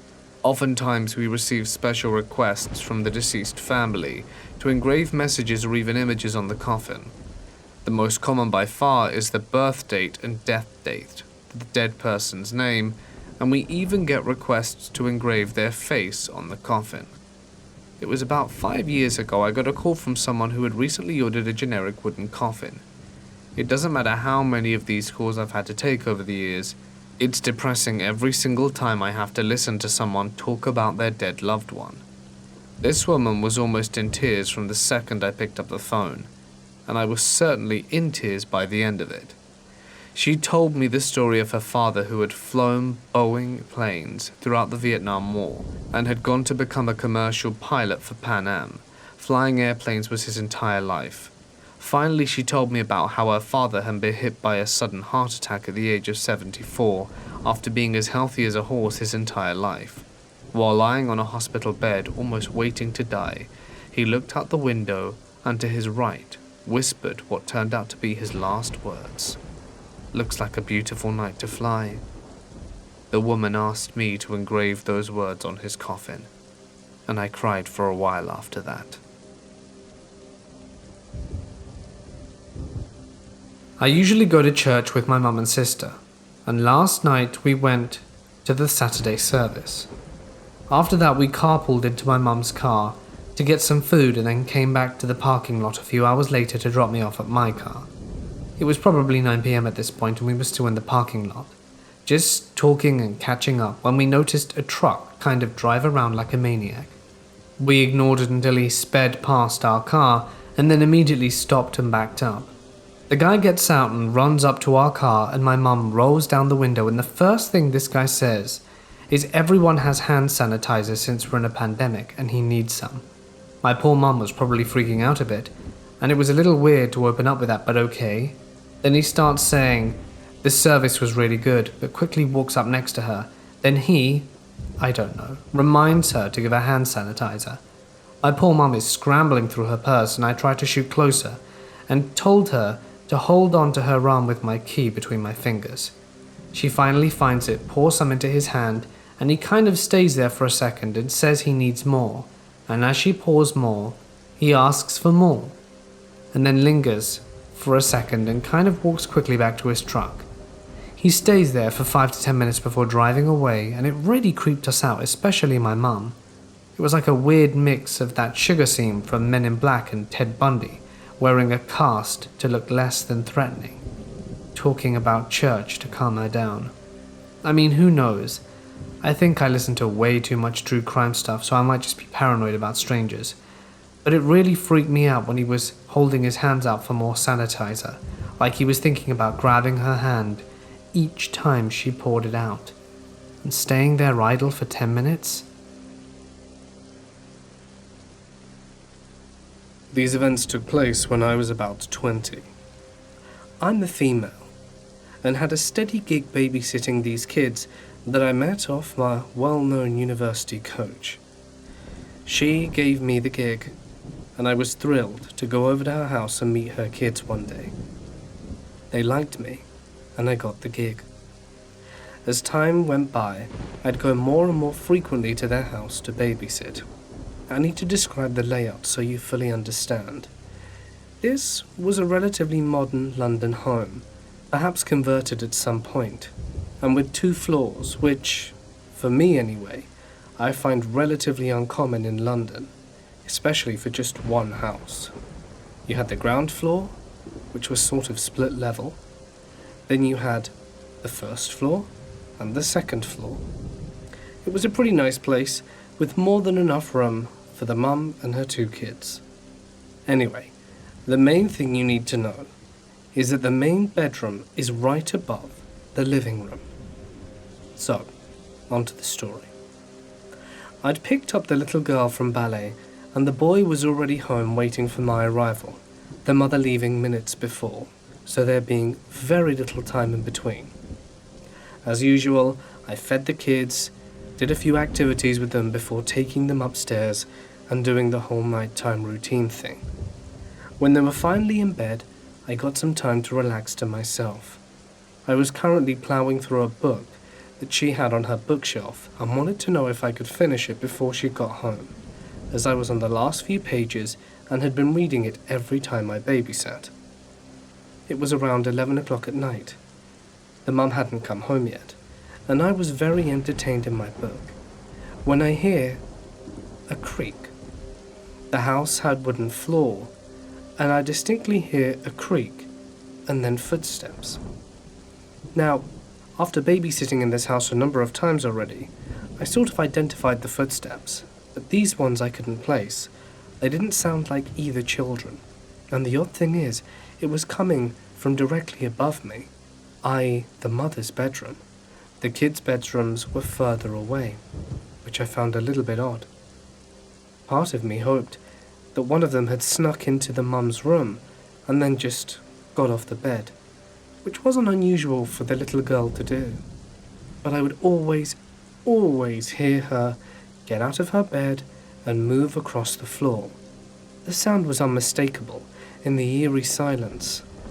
So, I prick my ears up and listen, but I don't hear anything else. I wanted to call out. The temptation was right there, but I decide against it, thinking that if I'm wrong and I'm just imagining things, or maybe it's the house settling, then there's a good chance I'll wake the kids. So this time I decide to leave it.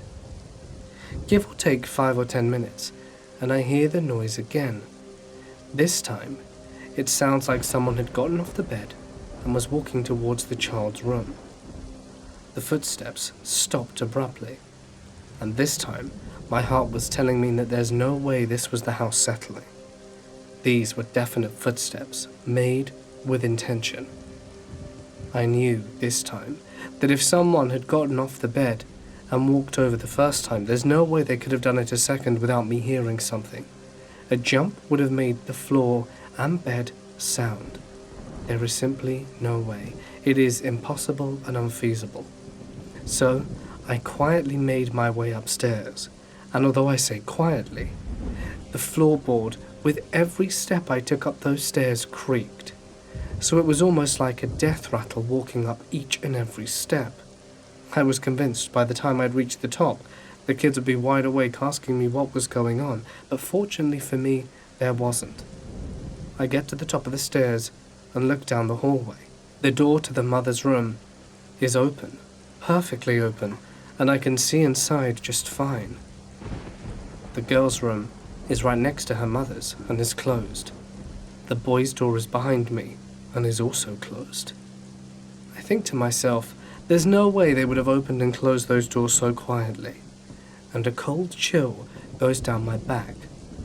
What if it's an intruder? I tell myself, and now I get on high alert. I try and dampen my footsteps, despite the fact that each one makes a pronounced creak, almost seeming like each one louder than the last.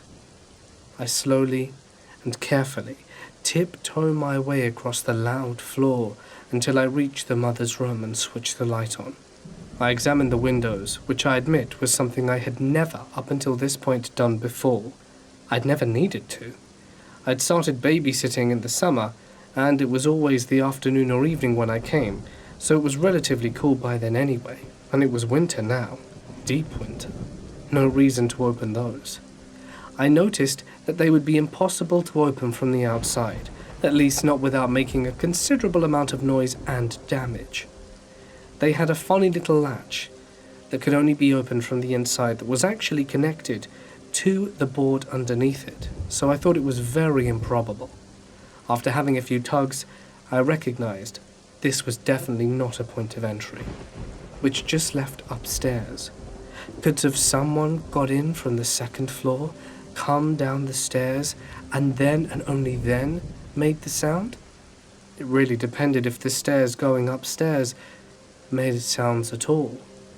And as I made my way up the stairs to check, each and every step creaked, just as I knew it would. When I reached the top, I looked around this loft room. There wasn't much there. A few boxes and a bed and a toilet, nowhere to hide in or behind, and I looked under the bed and in the only closet in the room. Where the hell could this mystery person have come from? The sky window was closed, and again, something you could only open from the inside without making a considerable ruckus. So, resigning myself to it must have been in my imagination, I made my way downstairs, but still with goosebumps. A few minutes later, after I had just started resuming my read, did I hear a noise again. The familiar creak. What sounded like footsteps again, but this time they were coming towards the stairs, and they stopped shy of the top step. I didn't move this time. I didn't want to see. I felt like whatever this was playing with me, and it knew it was getting on my nerves and scaring me. I closed the book and just sat there, containing the urge to wet myself in fear. Fortunately for me, the mum came back a few minutes later, and when she asked me what was wrong, I tried to explain to her about the creak, but she cut me off fast and said, "Oh, don't worry about that. We have a ghost." It came out so casually. I asked her if she was sure and how she knew. She said that she'd been living here for a number of years and that she always has problem with sounds, and it always sounds like people are walking about. She said that her kids have even said a few times that they've seen what looks like a shadow out of their corner of their eye. And there was even one occasion when her daughter was younger, when she asked who the lady singing to her at night was. That was about the final straw for me. I said thank you, got paid and left. It took a while before the lady asked me to babysit again, and I really wanted to say no from fear, but decided to give it one more shot. And after coming back, I never saw or heard anything ever again. But from time to time, as we chat before I leave, the mum would tell me about her experiences, if anything interesting or fresh happened. I was working on an airline, and one day there was smoke in the cockpit when we landed. Thankfully it was when I landed, and we had to push the airplane off the runway. We also almost had 2 mid-air collisions, one due to a new pilot not being where he should be, and another due to control telling me an aircraft was at my 11 o'clock, when in reality it was at my 2 o'clock. The coolest was a meteor that burned up directly in front of me, same altitude, straight ahead. I have no idea how far away it was, but it was bright and pretty, and went through a spectrum of colors as it burned.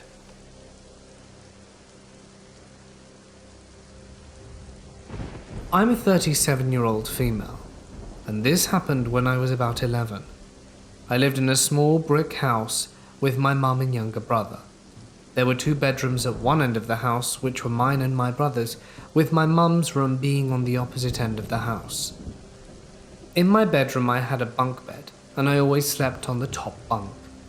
I had a ceiling fan / light fixture, which had the metal pull cords, and I had tied a string from the one that turns the light on and off, and attached that string to the top bunk, so that I could turn my light on and off once I'd climbed up to go to bed. So one night I'd stayed up later than I was supposed to, because I had called in a song request to a radio station and had been waiting on them to play the song so I could record it onto a cassette tape. Yes, I'm that old. They had finally played it and I successfully recorded it, so I climbed out of bed, got comfortable, and then grabbed my string, pulled it, turning off the light. About 5 seconds after turning it off, my room was filled with a blue light. I opened my eyes for a second and scanned the room, and when I saw where the light was coming from, my blood ran cold. There was a Native American man in full Native American clothing standing in the center of my room with his arms crossed, with a bright blue aura, and he was just staring at me. I tried to scream, but didn't seem to be able to move or scream for what felt like an eternity. I was finally able to scream, and once I did, I was able to grab my string and turn the light back on. With that, he vanished.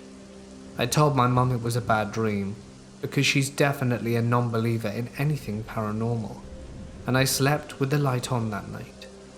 The next day, my younger brother asked about what had happened, and I told him what I had seen. He proceeds to tell me he'd seen the exact same thing about a week before my experience, but he told me not to be scared. He said he believed the man was protecting us. Well, I'm 37 now, and had almost forgotten the incident, until just recently. I was listening to Uncle Josh's True Scary Story podcast, episode 12, and there was a story by an anonymous listener from San Diego who'd seen the exact same man, only his was holding a hatchet. I'm in Tennessee, the opposite side of the country from the anonymous listener. As soon as I heard the story, I began shaking and crying, and now I'm curious. Has anyone else seen him?